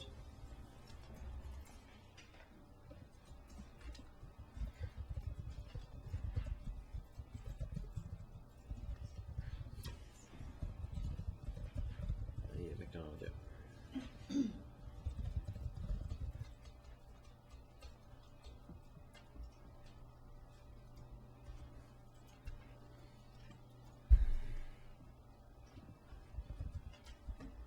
Okay, that passes unanimously. Move on now to the Special Education Advisory Committee report. The Special Education Advisory Committee met here on Tuesday, November 4th. We received a presentation on the new IEP program, and we also had the superintendent's report where Valerie Allen reported on the Creating Pathways to Success. We also had a little appreciation certificates given out to our members since their term their term was finished.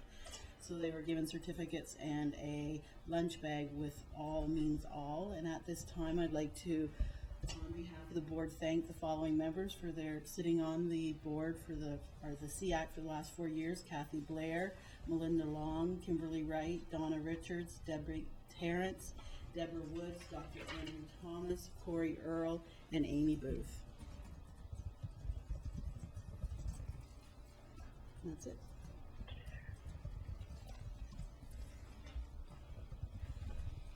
Okay, thank you. Is there somebody else on the phone line? Just other than Trustee Swan? Yes, we Thank you. The whole time I've been on it, it says there's been 2 people on. I think Lisa, you're counted as one. So the host is counted as one, Trustee Swan. Trustee Carpenter? OBSPA report is supposed to be nice, and we sort of fluffed over that, but there's one part I want in my report that I need some action on because I have a meeting coming up next Okay, week. go ahead.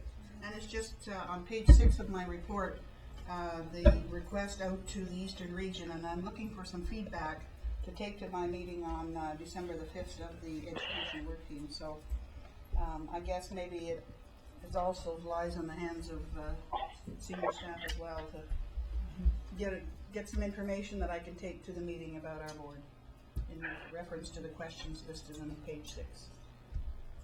That's it. Okay, you'll communicate directly. You'll communicate directly then with our OPSPA reps. Okay, thank you. Director, you have a comment? I just wanted to first welcome Superintendent Tim Mills to the table and to the senior team. I'm really pleased to see you here, Tim. And I know you will do a wonderful job in your new role. Come with a breadth of experience and depth of experience that we will benefit from, good knowledge of communities, and of course your interest in international education. But before that, special education and many other portfolios will serve us well. I also want to welcome Susan Edwards back to the table. It's a real pleasure to have you here as well, Susan. And you're a longstanding superintendent with the board, and you have had many, many portfolios, and you bring a very deep knowledge and a wonderful ability to problem solve and work effectively with communities. So I'm very pleased to see you here as well. Thank you. Secondly, I just wanted to circle around to what Trustee Garrow suggested at the beginning of the meeting after Principal Beck's presentation, and that was a desire to have the AMBI, our Akwesasne Mohawk Board of Education, and the Upper Canada Board work together with regard to math instruction and professional learning, and we certainly would be very interested in doing that. And however I can reach out to you and to AMBI, that I would like to do that, so I look forward to further conversation in that regard. Thank you. So, I guess this is it, eh? Thank you, everyone. Thanks for all the great comments earlier. It really meant a lot to me. I'm going to miss this a lot. Motion to adjourn moved by Trustee McMillan, seconded by Trustee McPherson. All in favor? It carries. We're done. Thanks, everybody. Hey,